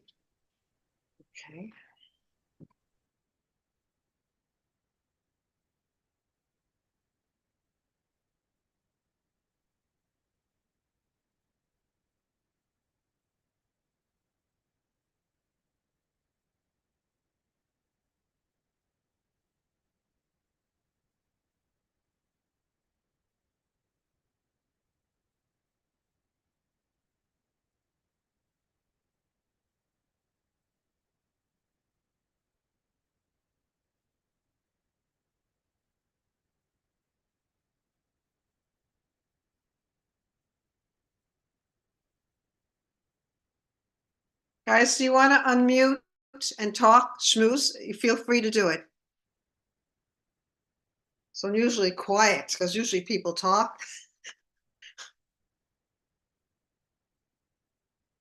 Okay. Excellent.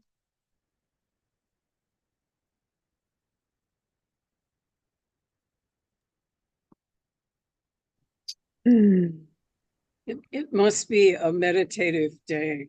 That's why nobody's talking. It's We're very, all very just strange. We're meditating. Okay, because usually people talk, this is unusual today. Sarah, where are you? What is that background there? It looks like, I She's don't at, know. she's at a cafe. No, I understand that, but it looks like there's like an inlet or a harbor. There's water in the background or something.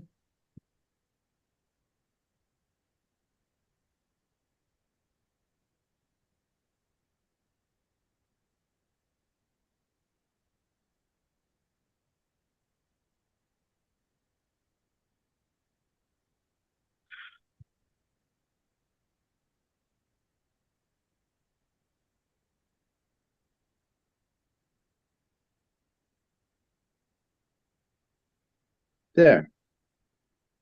I can speak. Yay. Can anyone hear me? Okay, but it's funny because I'm here with Sarah. Oh my God. Is that Cornelius? Yes, that's him. For some reason, I'm here on as Sarah.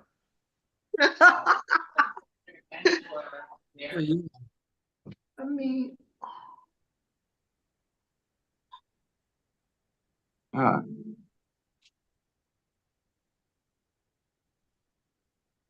Yes, it is. It is. But I'm here as I'm logged in, but I'm logged in as Sarah for some reason. that's I don't know. okay. Yeah. Here. We know you you're know, not her. the damage I can do, before she figures this out, right? I mean, I'm going to go on a gambling spree, and I'm going to, Right. right. Access those PIN numbers. Exactly. I mean, that's it. She's done. Boy, she's finished. She'll never know what hit her. But you may be responsible for her bar tab at that cafe. Everybody, that's right. The drinks are on Sarah.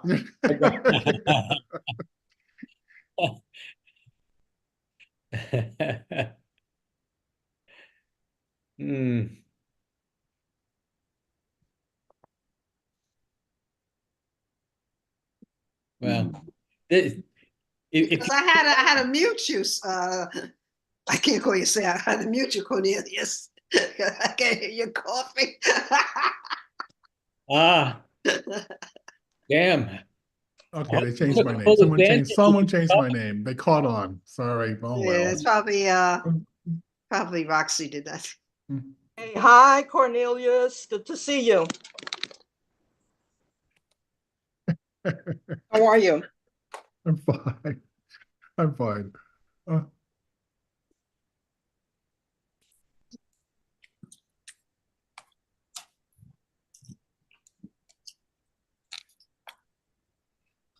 Prince, how is Forest Hills treating you?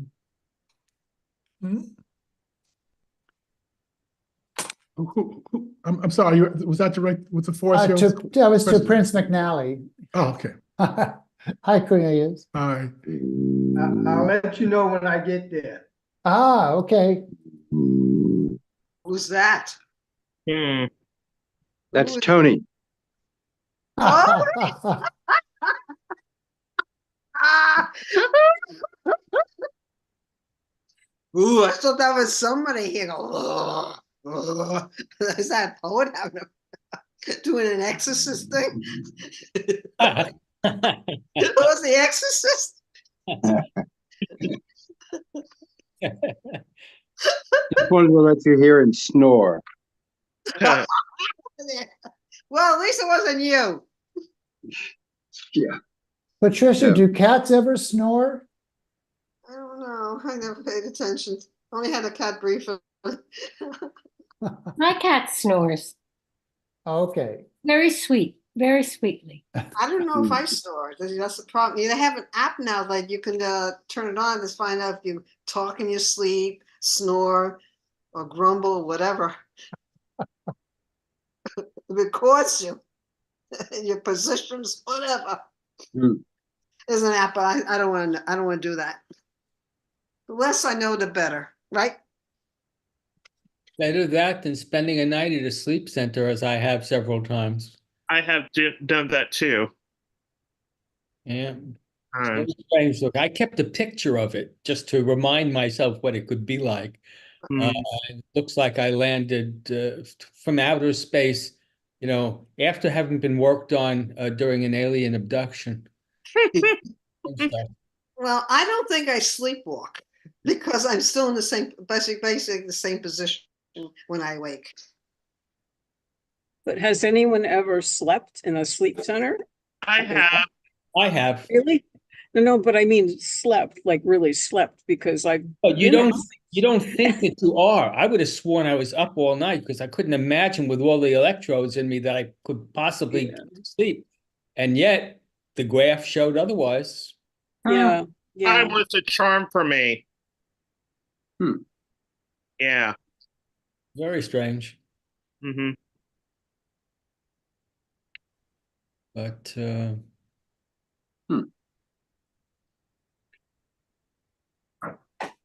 What else happens in a sleep center? well, I mean, they test you. I mean, I for instance was diagnosed with sleep apnea, which I didn't think I had, insomnia, which I knew I had, and restless leg syndrome, which I didn't know I had. Yes, right. And so basically, they told me all the things was wrong with me, and then I asked them, "What can I do about it?" They basically said, well, since the doctor Get some sleep. Yeah, Get some sleep. You know what's good for restless legs? Do a lot of stretching. Oh yeah. Yeah, stretching is good for. Yeah. And what if you walk in your sleep? I've never had that experience. So far, I wake up in basically the same position or the other side of the bed. That's it. But who knows? Who knows? It must be awkward. I did It one. must be awkward in a sleep center. Well, I woke up screaming a few times from nightmares. Whoa. I don't have nightmares really. I barely remember my dreams. Last night I dreamt about Michael Cohen. I must be watching too much Trump trial news because I had a dream about Michael Cohen, and I don't usually dream. Did he pay you $120,000 for anything? Or? It was 130 actually, but I turned it down. I'm looking out for a bigger offer. 130,000 isn't a lot of money. I don't know. Not these days. Not at the Yes, taxes. I don't know. Donald Trump actually found his way into my dream last night. Oh, terrible. It was. Although he was suitably grotesque, so there was a certain. Now, if you dream about him on the ancient rack, being pulled and ordered, that would be nice. Yeah. Are the French papers covering the trial as meticulously as the New York papers are, Jack? No. Hmm. No, there's barely a mention.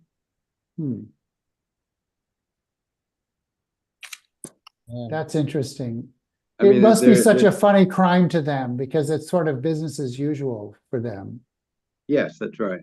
Yeah. Yeah. I mean, I think that, yeah, they're more bemused by American obsession with sexual hijinks, which is considered normal behavior.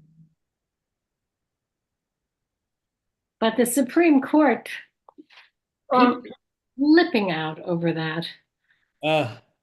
I've gotten calls from my relatives in England, and what is going on here? Really. This is terrible. This is. What can you expect when Mickey and Goofy get together? Well, they need a mini. Supreme Court, damn. Mini me's. They need Wile E. Coyote. Well, I'd like to see them actually, Mini. Somebody has mini me on, maybe I'll try. Who the hell knows? What they need is a long walk on a short plank, I think. No, that's what's happening. Well, for us, we're the ones being knocked off the plank. Yeah, I mean, the whole argument's a pretty short plank. Right. You know, we believe in the Constitution until it's not, it doesn't favor our particular guy, you know. Love it. Yeah. Yeah. Oh, well. And these are the golden years. Mine, anyway.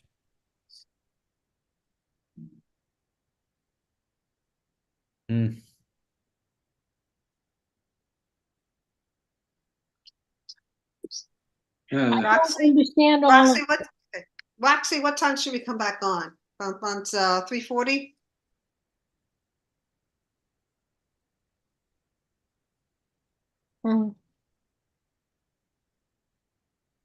Okay, looks like we're going back on.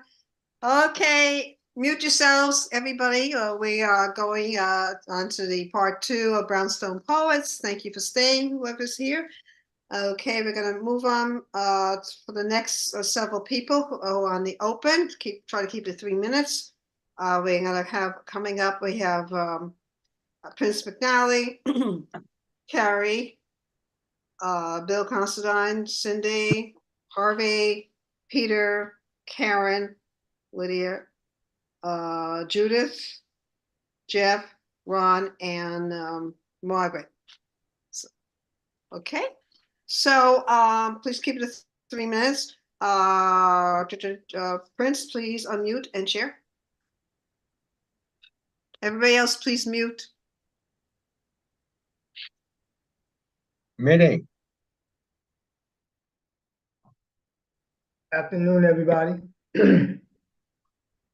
Congratulations, features.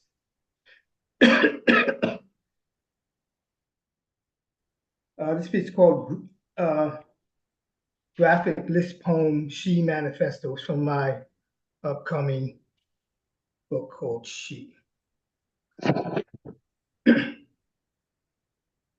She starts off with the synonym. She's not trying to rule the world. She just wants to be a part of it. She just wants to exist in it without being afraid, without being exploited, without being treated like a second-class citizen, without being labeled a bitch at the office just because she's the boss, without being oppressed, without being treated like the weaker sex, without being marginalized, without being objectified, without being subjugated, without being mentally or physically abused. She's not trying to rule the world. She just wants to exist without being nervous around men, without being harassed, without being stalked, without being attacked, without being raped, without being erased, without having to surrender the rights to her body, without being judged by her sexuality. She's not trying to rule the world. She just wants to exist in it. without being murdered by the man who claimed to love her. Thank you.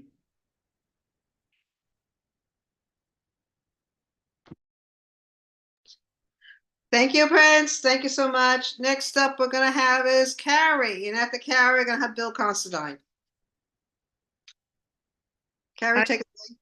All right. Hi, everybody. I'm doing two short poems, completely different from each other. The second poem I'm going to read, I wrote on April 19th, which is the anniversary of the Oklahoma City bombing. I'm from Oklahoma, so. But I'm going to read this one first. And this is called Purple Hour. In March, early evening, we marched toward the cool wind, heavy clouds not turning blue. Even when pink light bleeding forth from the setting sun, I sense within the new stratus shell beads of purple light form, transforming the clouds to jet gray. God knows we all need a drink.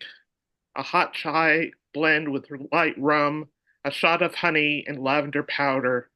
Let's jet home, my pet. Missing the rain, we welcome spring. And this one is called Flashes. This is a short version of this poem. Flashes erupt in my body as if it were mid-August, will leave behind a slow burn, sweat-filled, syrupy, sick exhaustion. I carry no more natural estrogen. Another flash of memory haunted me 2 Fridays ago. The earthquake that shook New Jersey and NYC. I thought it was another bomb. 29 years ago, a real bomb shook the foundation of the Morrow Federal Building 1 mile away. Now I search the windows of the high skyscrapers. I watch the elevated 7 train as it moved. No other dangers are here today. But in Oklahoma City, it left a scar we're all giving over. Overhead, overheated, overcome by smokes and flashes of light. I wish I had a whole day to quietly mourn, but I am quiet for only 10 minutes.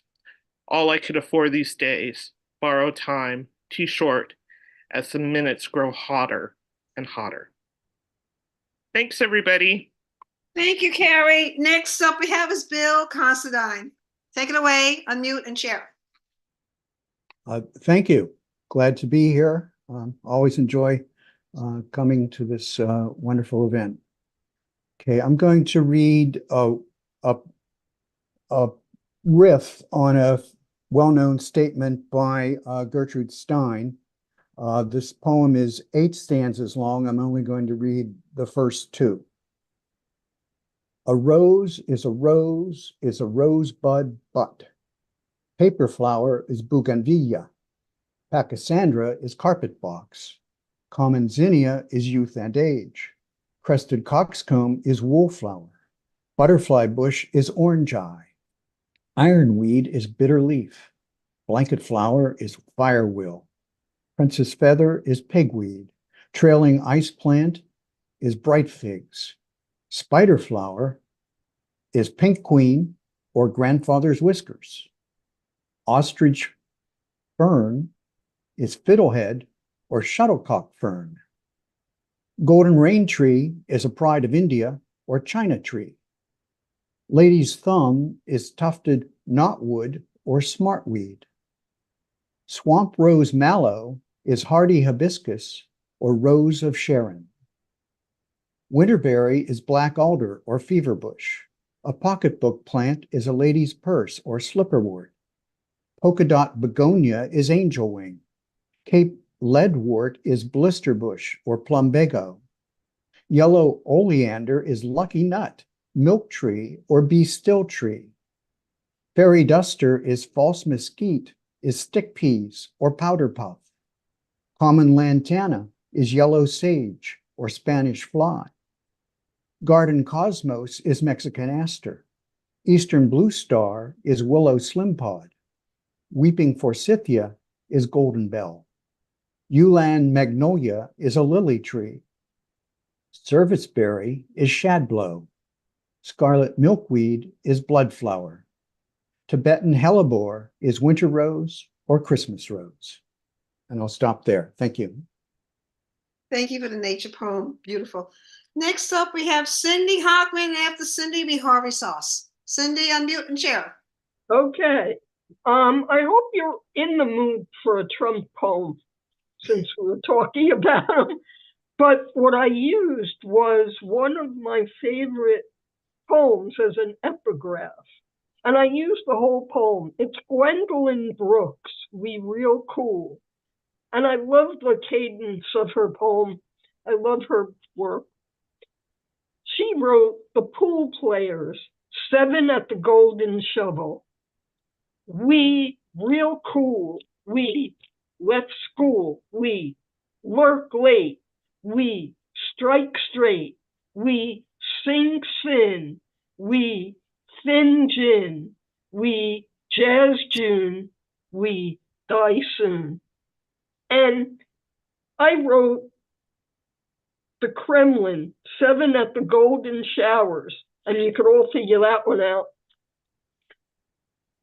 No tycoon, he typhoon, he bad moon, he sick loon, he grab wound, he baboon, he kaboom, he jailed soon. Thank you. Thank you, Cindy. Wonderful. Harvey Sauce, take it away. And Okay. after Harvey, we're going to have Peter and Karen. Here in the States, for those of you who aren't here, we're awaiting the emergence of 1 trillion cicadas, which reminded me of an earlier confrontation I had with a lanternfly. So this is called, I don't know if I read it here before, I spy with my little eye the first of the spotted lanternflies. I step on it and step on it, and it just won't die. Oh God, what have I done to deserve the lanternfly? Where is that black magic queen to feed it a poisoned apple as she did Snow White? Poisoned apples being in such short supply, sold out at the Saturday morning farmers market. Before I get there, farmers complaining of how their crops were damaged by these buggers, and it's not fair.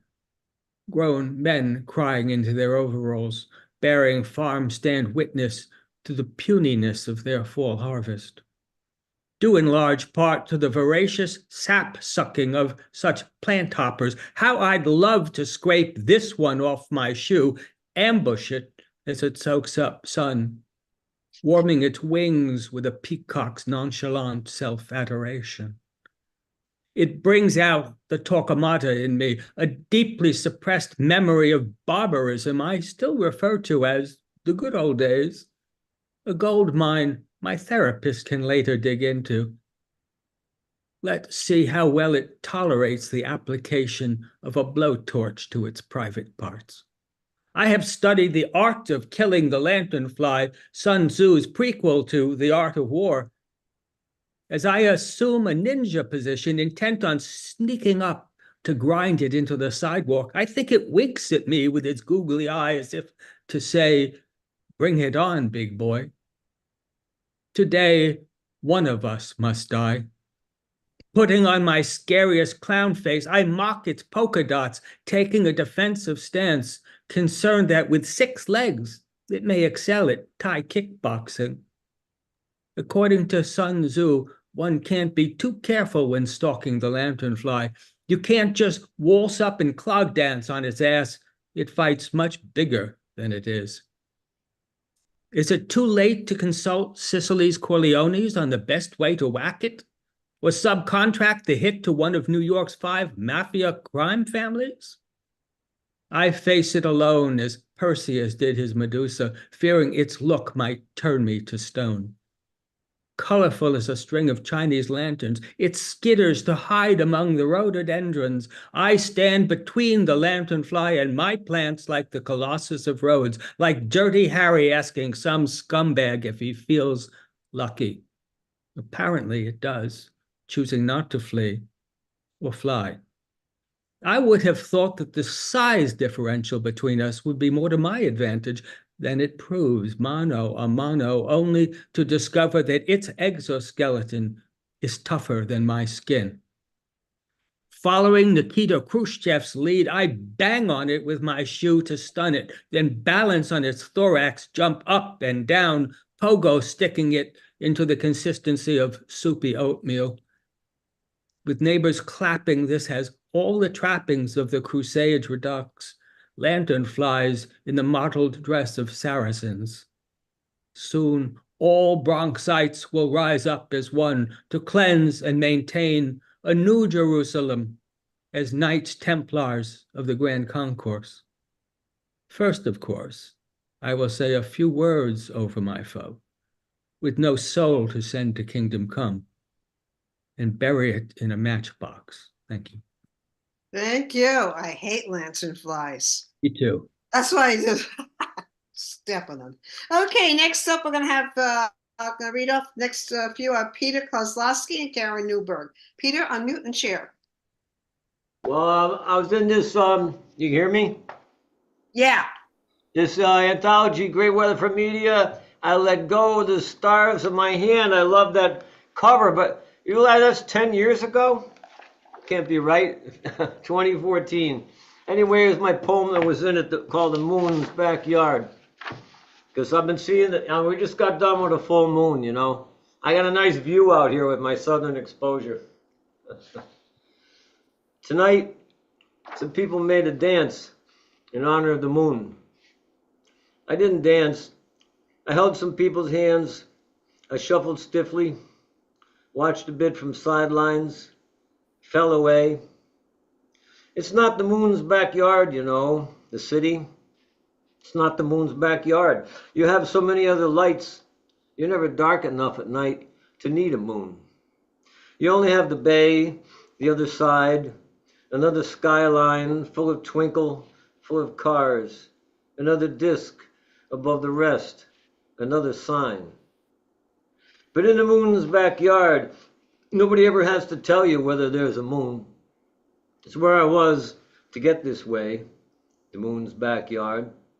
I got this way, to tumble loose from dances danced and light bulbs shine from moons whose beams get caught by glass and blocked by pavements, never to reach soft soil.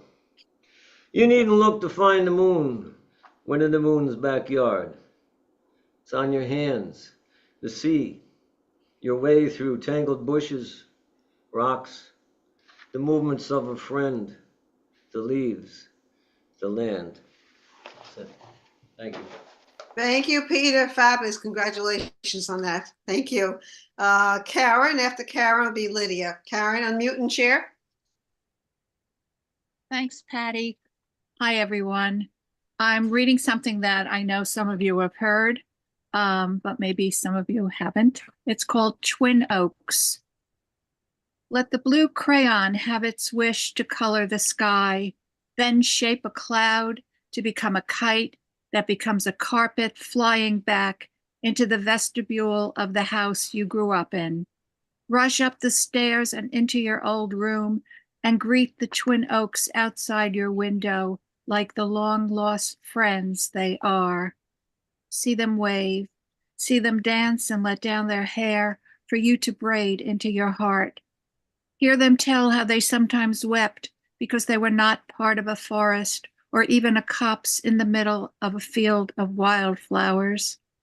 Scrape their sadness into a bowl of moss where mushrooms surprise morning. And when the sun dips from the other side of earth and rises where you are, step back into your life, carrying with you those twin oaks and their forest dreams plaited into your heart. Thank you. Beautiful. Thank you, Karen. Okay, next up we have Lydia, and after Lydia will be Judith. Okay, thank you, Patricia. What they did yesterday, Lena fell, so needed 2 stitches above her left eye, and also she broke her left wrist, but didn't need casting. I lay on the futon the entire day without feeling anything, without stretching or swelling or thinning, without remorse. Mark went shopping for groceries for the week, but couldn't find any sriracha, gandules, tortilla, or yuca, or mofongo. Wrong neighborhood. Karen worked on her dissertation for hours that had been due 2 weeks ago and 17 days. Joe didn't leave the nursing home for 3 days and got cozy with his new roommate. Stella called Stanley, begging him to return. Then she yelled out his name repeatedly, gruffly, and lustily.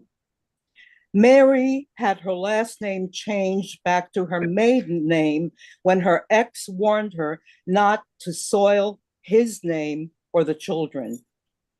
Christian learned 2 new facts that he could use against Bob and 1 piece of misinformation about his wife that might work anyway.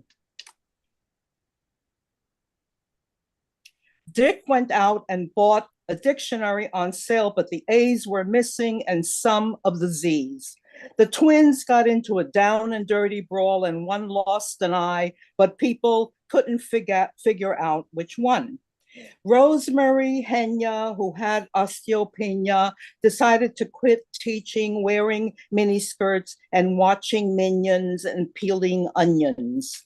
Susie Q looked into adopting new kids because the other ones were done, underdone, cooked, or overdone. John Paul paused outside the church and crossed himself even though he wasn't high Catholic or even low Anglican. Mark Anthony decided to marry his 4th 19-year-old girlfriend in a row and have his 8th kid. Tilly was thrilled to find out she was an aunt again, though she had no siblings. Marilyn decided to leave the country but couldn't decide which one. Teresa contemplated murdering her mother-in-law, but thought she'd think about the details in the morning, like Scarlett, when her head was clearer. Thank you. Gracias, Lydia. Okay, next we're going to welcome Judith. Welcome to Brownstones. And after Judith will be Jeff Cottrell, Ron Combe, and Margaret Serrato. Unmute Judith. Welcome to Brownstones. Thank you, and what a lovely group of people to stumble into. Thank you very much. I'm going to read 2 poems. They're short poems, 8 lines each, from a manuscript called Shard, which is supposed to be coming out sometime soon from Chax Press. Lizard arms, lizard teeth, lizard mind with no sticks in it. Just one tear in the cardboard, stylized flowers, flattened hats. The monkey goes, whoo, whoo, whoo. The snake puts a hole in it. Come in from where you're hiding. Show me your face again.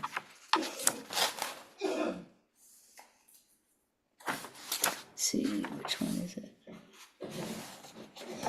Eyes not my eyes, mouth not my mouth.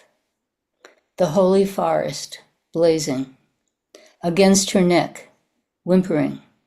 It's true, every line of it is true. Thank you. Thank you so much, and come on back. Beautiful. Thank you for sharing. Okay, next up we have Jeff Cottrell, and after Jeff will be Ron Combe and Margaret Serrato, before we move on to Cornelius. Thank you. All right. Just for fun, I'm going to read a couple of my short entries from the Ovale 5-word competition. So the Ovale series in Cork, Ireland is a hybrid series where they have the 5-word challenge, 5 words chosen by the audience, and you have to write a poem from them in 15 minutes. So here's one I did a couple weeks ago. The words were friends, ripple, belligerent, steam, playground. So I came up with this. My friends were quite belligerent that day in the playground where we were wont to play. It began with an intense debate that started nice and plummeted to hate. First, Betty asked, "What can you tell is the best song by Peter Gabriel?" Then Johnny said, "No contest here. His best is Steam. It's very clear." This caused a ripple of dismay that spread across my friends that day. "You're wrong," cried Todd. "It's Shock the Monkey." The way he said it was proud and spunky. No, no, I said, all shocked and aghast. The truth is, Gabriel never surpassed the work he did in the 70s with Genesis. Their faces did freeze. Shut up, said Bill. I hate Genesis. Their music was so pretentious. This sparked a round of fisticuffs until the others screamed, enough. And to this day, I die on that hill. Genesis remains Peter Gabriel's career peak still. So that's the most recent one. And here's one from a couple of years ago that actually won. I actually won with this one. Actually, yeah, it's from October 2022. The 5 words were scrumptious, ghost, desire, alchemy, and catkin. And I titled this The Ghost of Lady Jane Catkin, because I didn't know what catkin meant. I feel a great unquenched desire for a ghost that dwells upon the Shire. She was rumored to be Heathcliff's Catherine, but I knew her once as Lady Jane Catkin. I love her for her hair so messed, and also for those scrumptious breasts.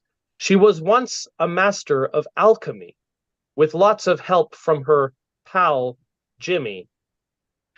So both of those I wrote in 15 minutes, and I'm sure you can tell. But you can hear more polished work from me tomorrow morning at Magic Theater Poetry. I will put the link again in the chat. Thank you. Thank you, Jeff. Thank you for sharing.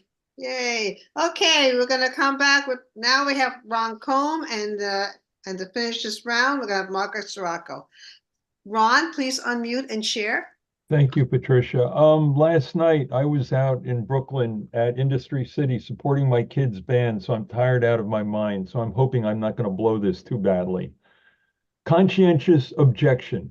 My father was of German descent. He became a civil engineer and ruled his roost with an iron fist. My mother's parents were Polish. She was a concert pianist with a large heart who taught the neighborhood kids how to play the piano. This made me the product of a World War II coupling. I studied that war when I was in college and became horrified at what human beings sometimes do to each other. Became a conscientious objector during the Vietnam War and volunteered to be a community organizer in Appalachia. To this very day, I'm still trying to figure out why some men are so violent. Thank you. Excellent. I think that's also in Brownstone Poets. I think you just sent it to me. Yeah, thank you. Oh, nice. Thank you, Ron. And to end the round 2, we have Margaret Sirocco. Please unmute and share. Thanks. Thanks, Patricia. Thanks, Roxanne. This is from my book, Even the Dog Was Quiet. A walk in the gardens. Beauty and afterthought. The uncomplicated calla lily bends her back in the sun. Leaves splayed takes center stage. A bird statue mounted on a stick with a succulent body, purple floral crown, and brush feather tail points with her twisted beak. There, she instructs, look there. And so I do. I ask if she envies the living since they don't require a stake to stand erect. Does it bother her pretending to be a bird? She doesn't answer, but draws my emptiness towards living and life, away from death and dying. There, look there, my heart pulls, instructed by the sagacious, if not impatient bird once again. A solitary yellow leaf clings to a tropical plant. Like a dancer in releve, she reaches, then leans. Will the bud at the top grow if she lets go? Nearby, a Japanese kitsura with a shadowy geometric widening array dedicated to one soul, a living memorial, feels at peace. I photograph her. My silhouette appears in the snapshot. I create, therefore I exist. Yet I dwell inside complexity, unlike the calla lily, sculpted bird, tropical plant, and katsura tree. Death overtakes my thoughts on any day these days, even while attended by sparrows, rabbits, and honeybees. We are the yellow leaves falling to the ground before our time. In the end, we may all be like the stilted bird, a reminder of life's past. Will the trees memorialize any of us? Thank you so much. Beautiful. Thank you. I love the kitty. Kitty wanted to read, I guess. Okay, now we move on to our final feature. Drum roll, we have poet and co-founder of Cave Canem, Cornelius Eady. is the author of several collections of poetry, including Hard-Headed Weather, G.P. Putnam's Sons, 2008, Brutal Imagination, G.P. Putnam's Sons, 2001, which was a finalist for the 2001 National Book Award in Poetry. The Gathering of My Name, Carnegie Mellon University Press, 1991, which was nominated for a Pulitzer Prize, and Victims of the latest dance craze, Amation Press, 1986, which was chosen by Louise Gluck, Charles Simak, and Philip Booth for the 1985 Le Monde Poetry Selection of the Academy of American Poets. Edie's honors include the Prairie Schooner Strauss Award, a Lilla Wallace Reader's Digest Award, and fellowships from the Guggenheim Foundation, the National Endowment for the Arts, and the Rockefeller Foundation. In 2023, he received the Pegasus Award for Service in Poetry alongside Derek Hott. Edie is currently a professor of English and John C.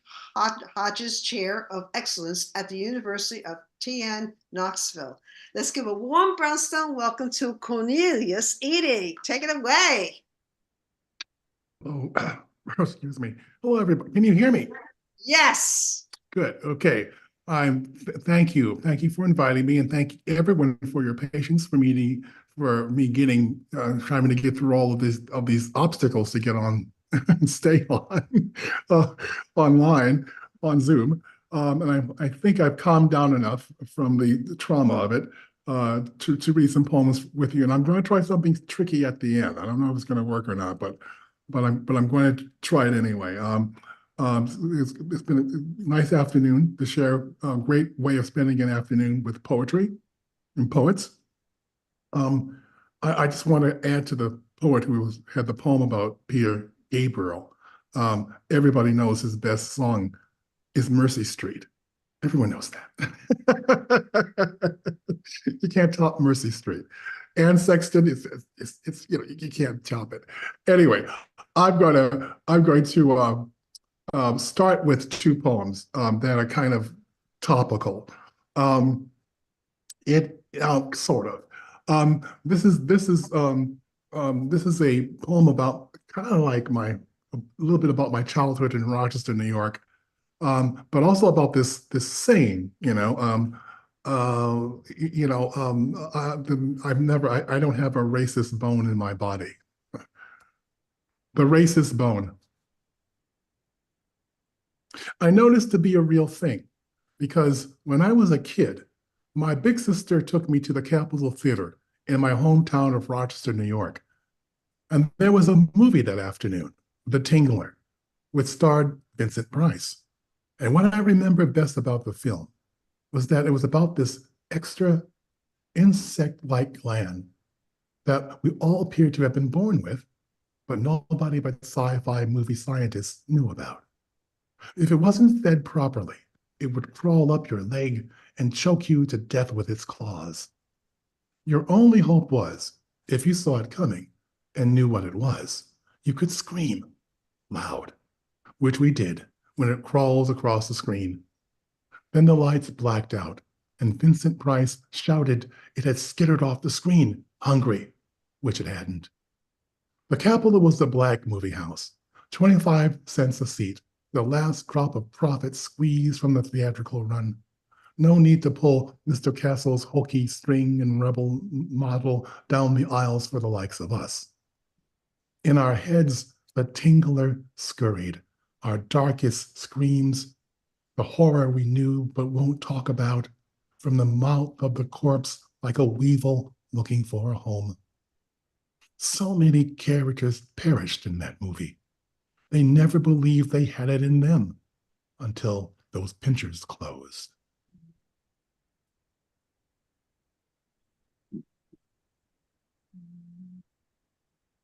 The Second Amendment.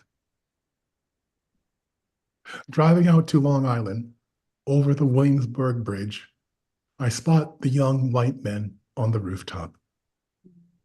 There's a bottleneck as the ribbons of feeder lanes merge, and the boys on the roof laugh. One of them cradles a mock rifle. Another tucks his thumb and forefinger into a pistol. The way of cowboys and Indians, the way of kids, wishes, whistling, aimed, and fired. The driver with the hijab, the driver with the dreads, the driver with the darkest skin, burst water balloon, hacked limb, fucked up puppet cut free. The boys are not quite ready. This is not the day after the dress rehearsal, the day someone regrets putting on a bright hat, or zigs instead of zags, or wisely detours the parade or street fair, then wishes they could drive the afternoon back to its tame beginnings and choose again. This is the day we will ride spotless through their blank mercy.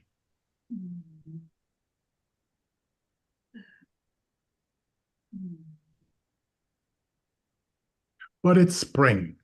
And though everything else seems to be closing in around us, it's still spring. So I'm going to read 2 spring poems.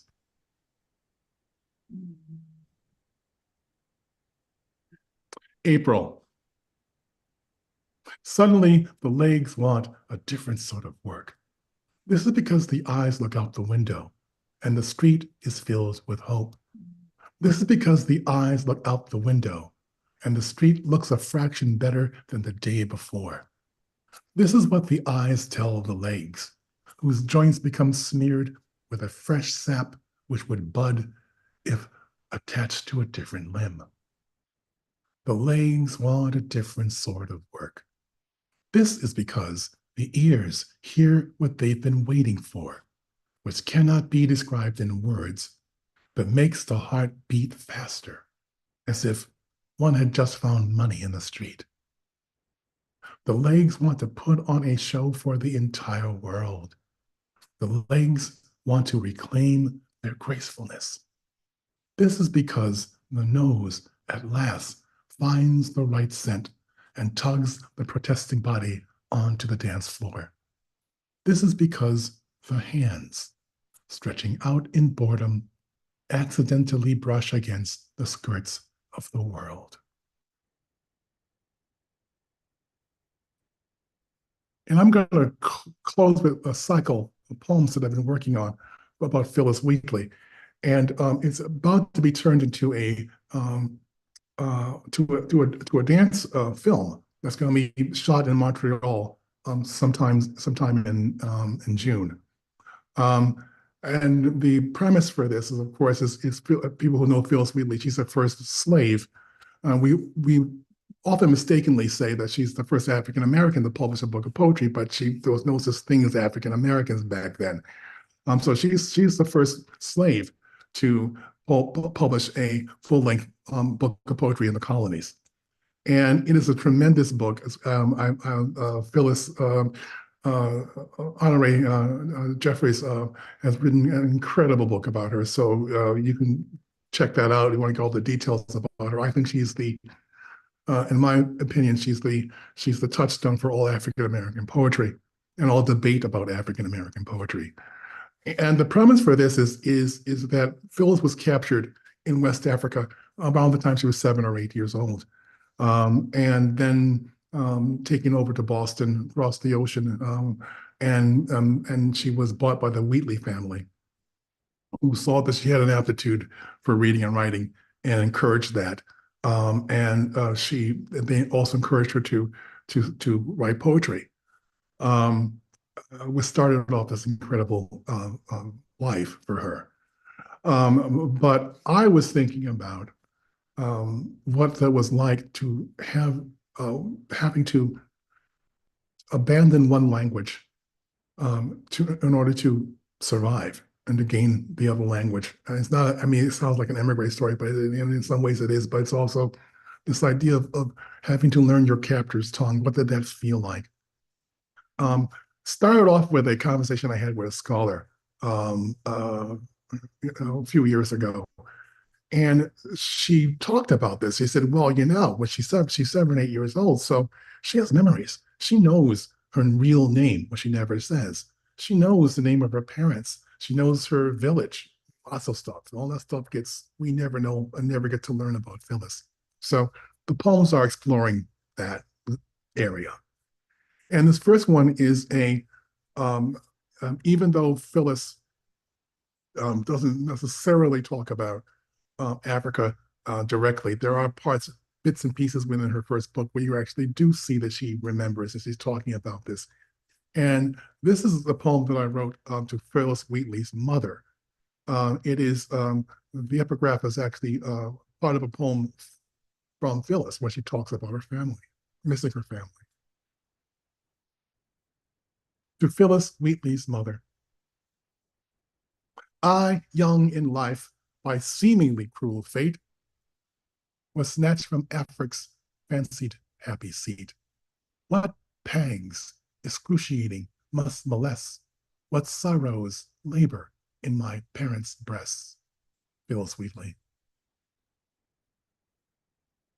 They say your daughter is a rare orchid. She lives in a fancy house on a high street. They named her after the ship which bore her wild, they claim, across the waves.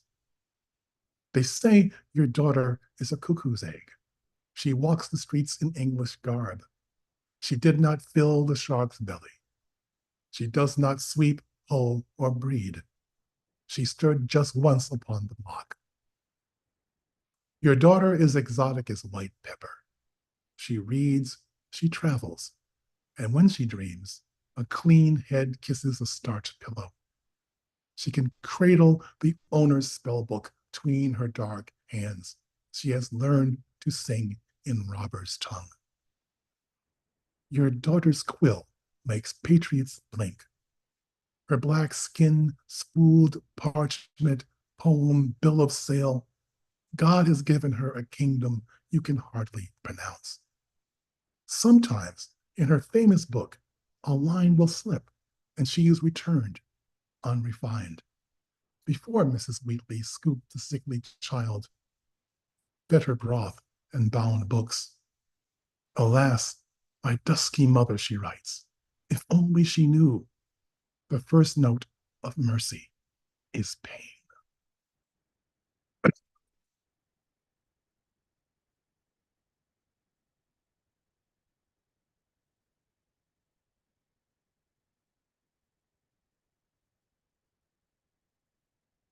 Lexicon.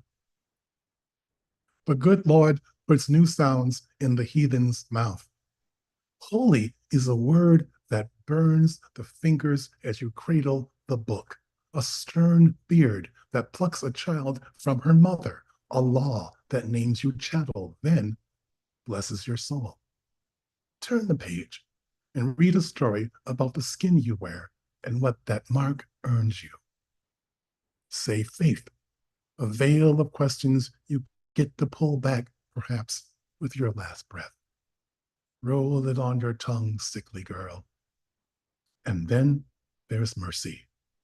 When you stood shivering on the Boston dock, draped only in a dirty carpet, you had no words for what came towards you out of the wronged air. How your mind would lick that word like butter once you found it.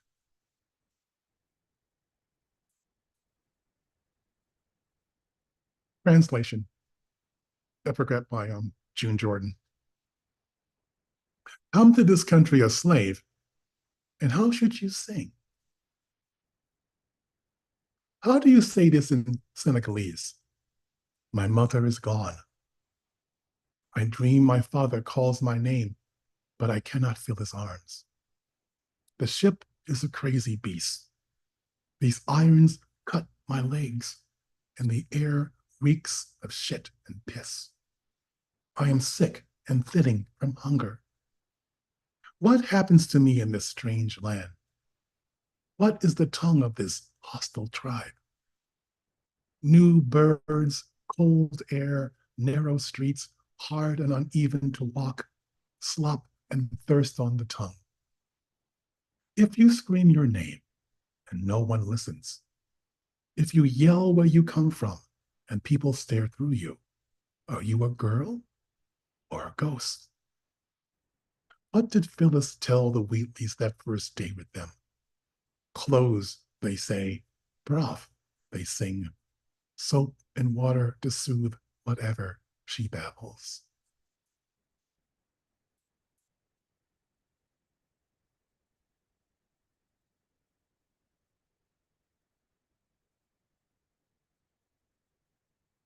I'm going to read two more from here.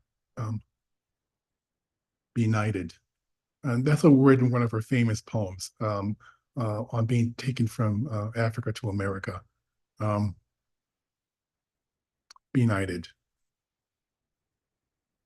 In order to learn this word, the slave girl has to shake off her pagan tongue. She is ape to her owner's hearing. They are an alphabet, a cup of noise, poured into her dark ear. Apples don't know they have a name, have a taste, crisp or tart, a way to describe how it feels when white teeth break the skin. The beagle never knows what their owner calls his breed, only his master's whistle. The Bible will tell her there was a young, dark girl before she found mercy. Hoof, drum, and mud was her maiden name. The hatchling doesn't know what to call its egg tooth. Why the first word of this new world is called Phyllis.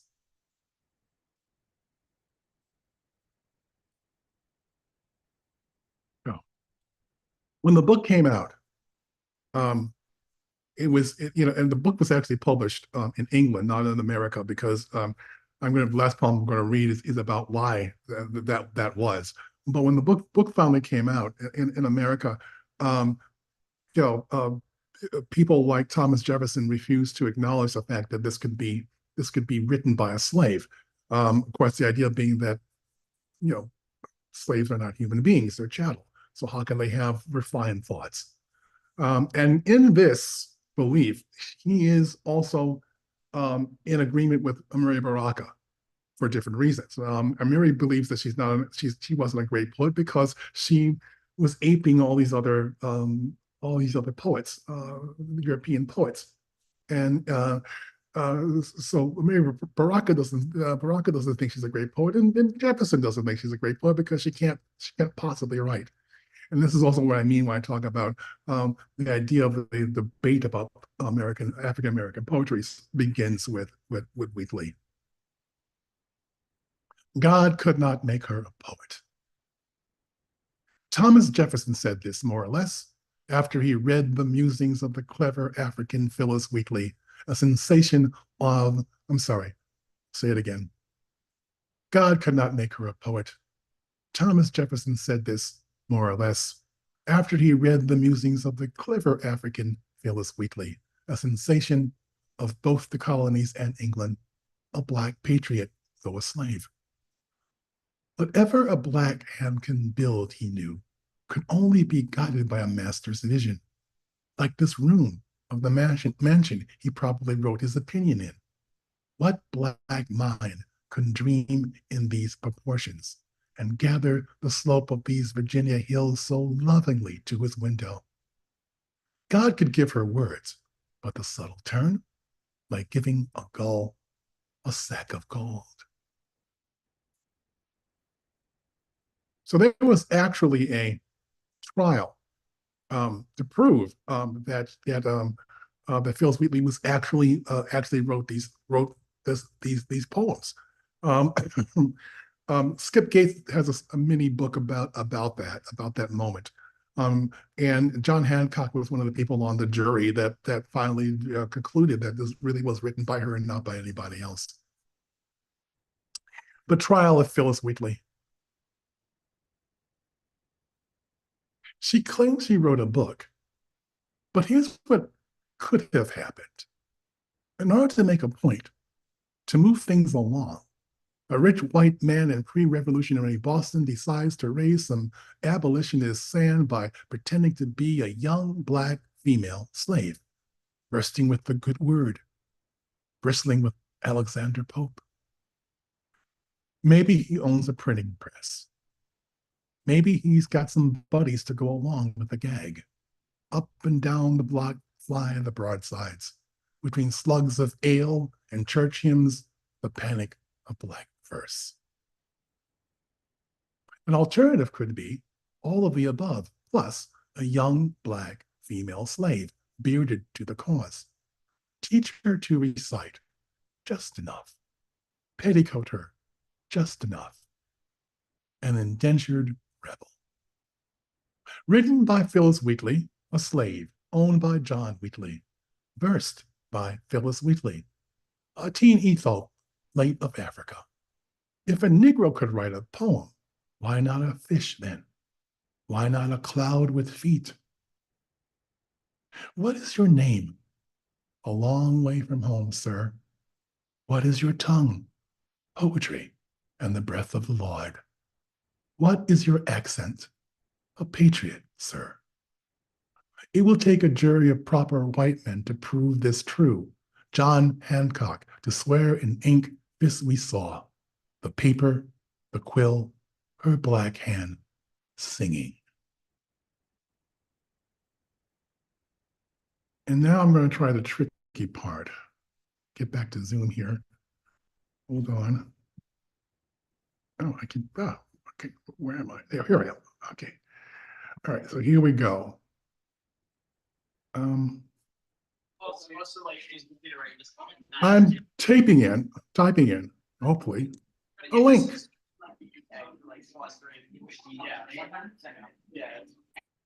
everyone get the link? I thought I was putting in a link. Did the link get there? Yeah. Okay. This is a song. This is a song. I'm not going to play it because Zoom has horrible sound qualities. But this is the song, and it's part of the reason I wanted to do the reading, right?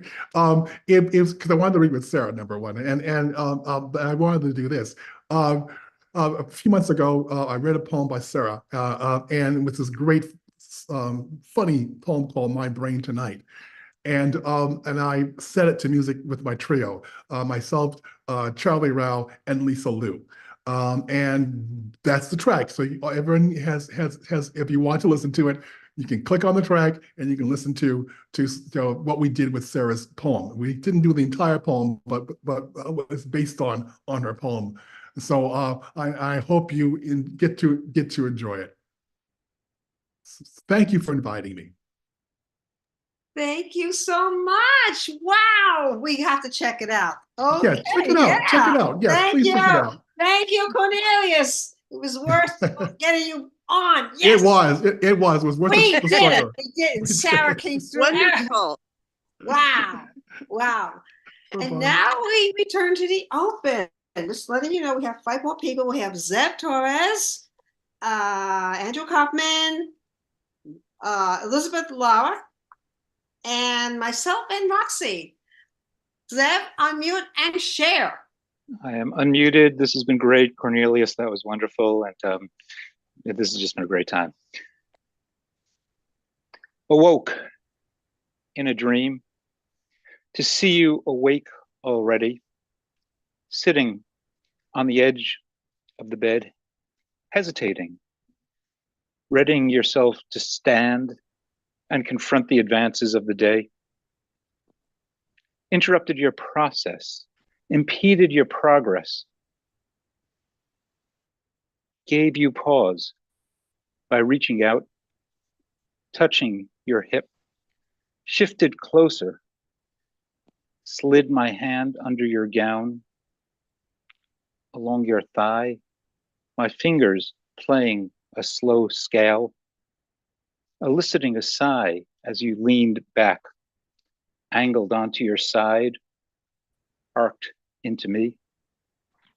Awoke again, perhaps in a bardo, stirred by circumstances out of place, a rattling downpour, not expected until late afternoon, by cloudy, sleep-inducing light, by the memory not fully formed of an event yet to occur, to see you present, but asleep still, sated or placated, cloistered in the embrace of your own dream that allowed no room for mine. Thank you. Okay. Thank you, Zev. Next, we have Andrew Kaufman. And after Andrew, we're going to have Elizabeth Lara, myself, and Roxanne. Take it away, Andrew.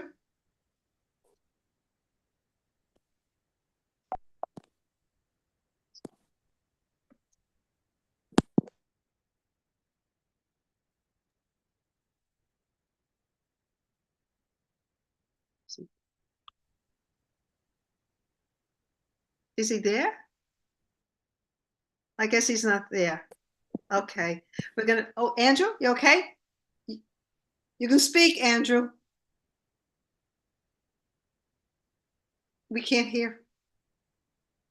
Is your mic on?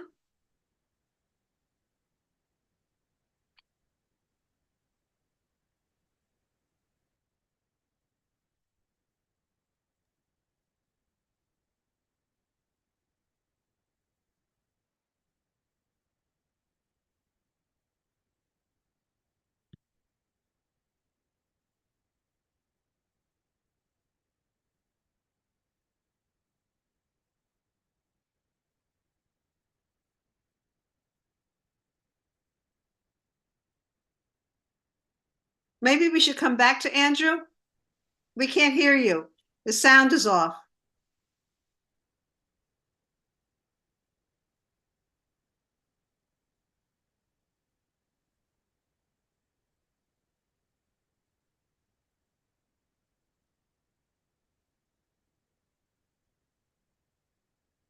Andrew, we can't hear you.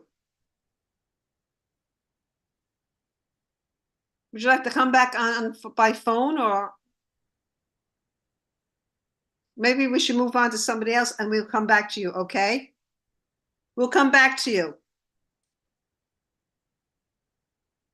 Elizabeth, you want to unmute and share? Yeah, okay, I can go ahead until Andrew can get his sound fixed. I'm just going to read one short poem. It's called Sugar. Sugar on the floor, her worst nightmare, the grip and grind of it, grains that hid in corners for days, fused into glue, dissolved into dirt, high on her list of what must be scrubbed.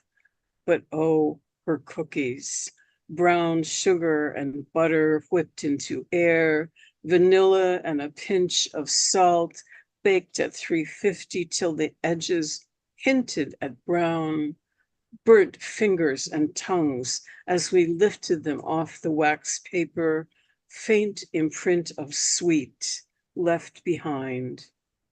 In a house with few hugs, Sugar was Scandinavian snowballs at Christmas, her pink frosted heart-shaped birthday cake, blueberry pie, and lemonade. Sugar was love. Thank you. Thank you, Elizabeth. Thank you. Andrew, is everything okay? You can unmute. Do you want to try again?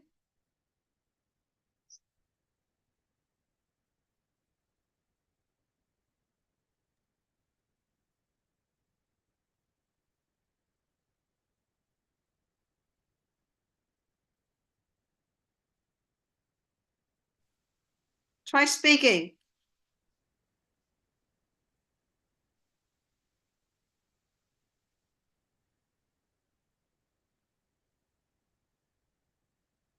Okay, we'll come back.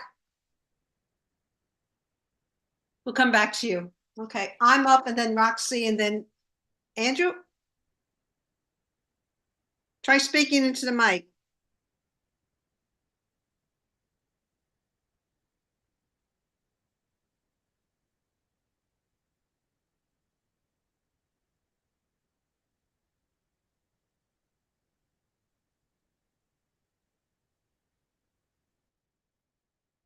Okay. Well, I'm going to move on to me and then we'll come back to Andrew. This was just accepted by Jerry Jazz Musician. Bluebird of Happiness. Dad loved Jan Pierce. On the Motorola turntable, he would play his favorite song, Bluebird of Happiness. Never versions from Jimmy Durante, Gracie Fields, Joe Stafford, and Gordon McRae, or the upbeat jazz version from Betty Carter. Mr. Pierce would appease the beast within my dad. He would whistle along with the music. Behind his back, I laughed at the schmaltzy lyrics, sang a parody of the cast of characters. The beggar, the king, the jester, the peasant, the artist, the poet, the actress, even the ordinary schmuck on the street. Those words were just words. There were no bluebirds bringing hope to a child seeking asylum from loneliness, school bullies, and toxic opera on the home front. If there was a bluebird of happiness, it died when my brother pushed me into the record stand. Ancient relics of my parents' RCA and Decca black vinyl fell. Last rites were given on the floor or in the album sleeves. Dad showed no reaction when Mom reported the news. I guess he realized that the bluebird never came, and those words were just words to fill the abyss. I'm going to make it a little more happy. New Year NYC earthquake haiku. I'm just going to read it once. NYC earthquake. Lady Liberty shakes in her sandals. NYC earthquake. The super isn't drilling next door. NYC earthquake. Don't blame Kitty for broken dish. NYC earthquake. Blame it on New Jersey, not Taiwan. Okay, thank you.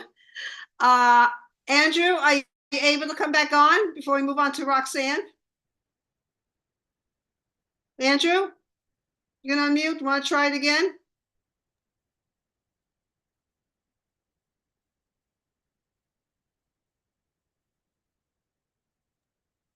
Andrew?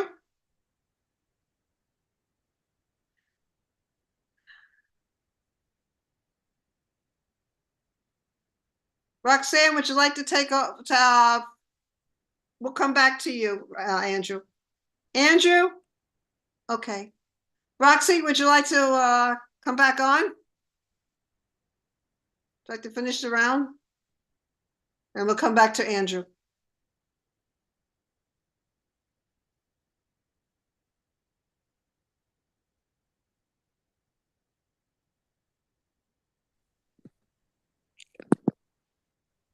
Hi. Okay, Roxy, take it away. And then we'll try Andrew. I'm having so many technical. This is the Okay. day for technical All problems. This is for my. I know. This is from my Hitchcock series, The Pursuit of Happiness after Saboteur, Hitchcock, 1942. Accused of arson, best pal dead. Boy next door bolts cross country with determination and an envelope. Evading the authorities, following a guy named Faye. Fleeing gunman, grabs Gal Friday, holds her hostage, insistent of his innocence, joins a circus, then a circle of spies, keeps up with the Joneses by laying low and letting his girlfriend go. Madcap masquerade and manhunt ends in New York, New York, where ordinary Janes and Joes all go to make it. Police and protagonists ascend quilted skies, rallying atop Lady Liberty's sunset gilded torch. Twilight unfolds, unblinking verdigris eyes, and hours, watching as wingless 11th hour prayer plummets, yielding 0 hour release for all.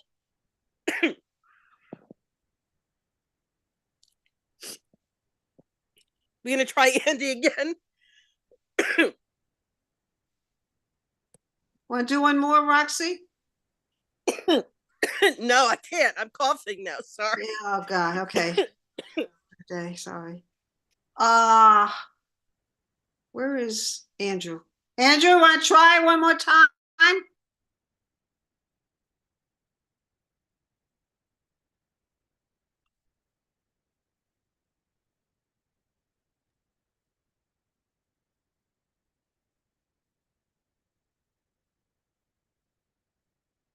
Andrew?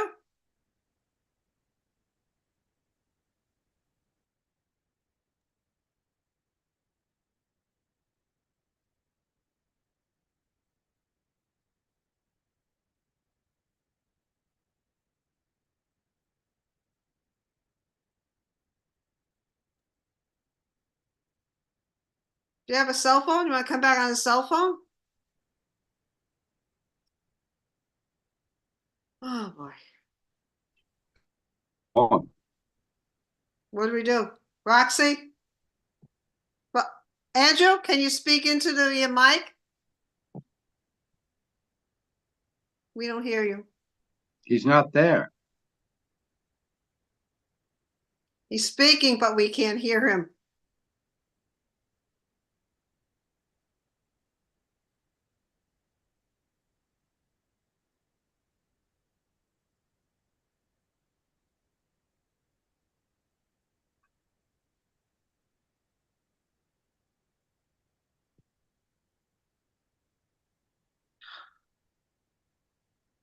Should we do?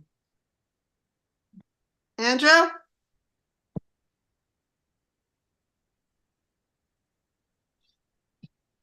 You want to post your poem in the chat then?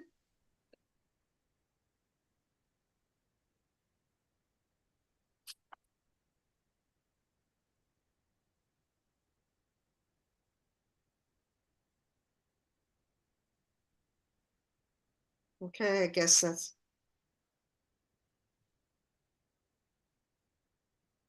I guess you want to tell, what do we do? You want to send a message in the chat to us? Andrew, you want to send a message to the chat?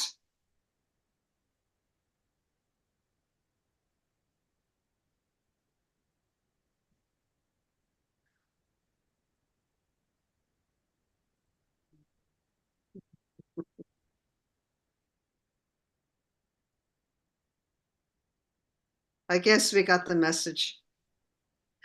Okay. Want to try one more time, Andrew?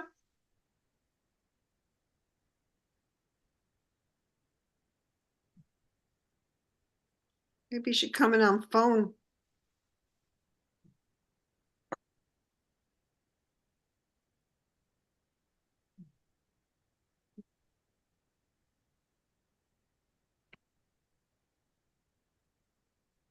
We don't hear you.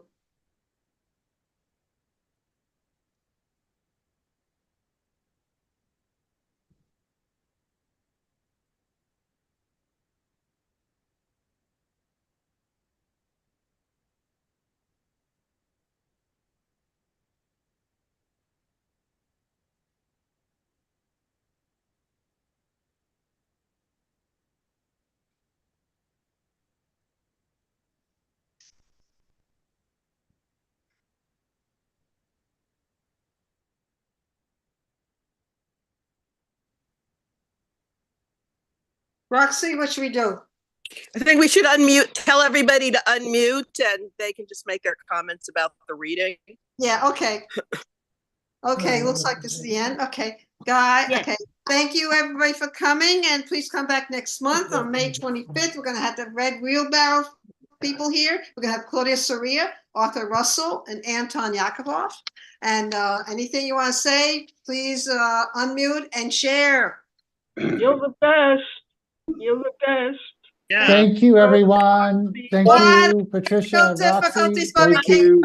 There's a Thank you, big Sarah and Brownstone Bruce. thank you to Sarah Sarai, Brucey Whitaker, and Cornelius Eady. Thank you so much for sharing, everybody. Poetry, man. You guys were Hear me now. awesome.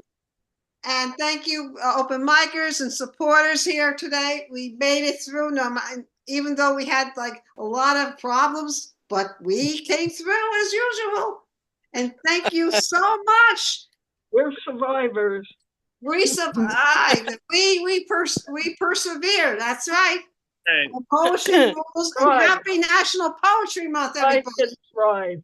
Happy National Poetry Month, everybody. Yeah. Thank Bye you. bye. Happy Happy weekend, National everybody. Poetry Bye. Month. Till And next thank you time. to everybody for Bye. coming and everyone. sharing your work. Have a good Thank you, everybody. Thank you. Bye, Sarah. Bye, Bye. Bruce. Get Bye, your- everyone. Bye-bye. Thank you.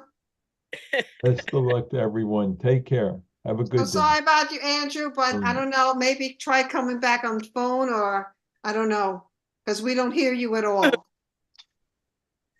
If you can videotape yourself, I can add it to the end of the recording. Yeah, try videotaping yourself so we can put it on for you in case you have problems, next time around. Maybe videotape it and send it to Roxy.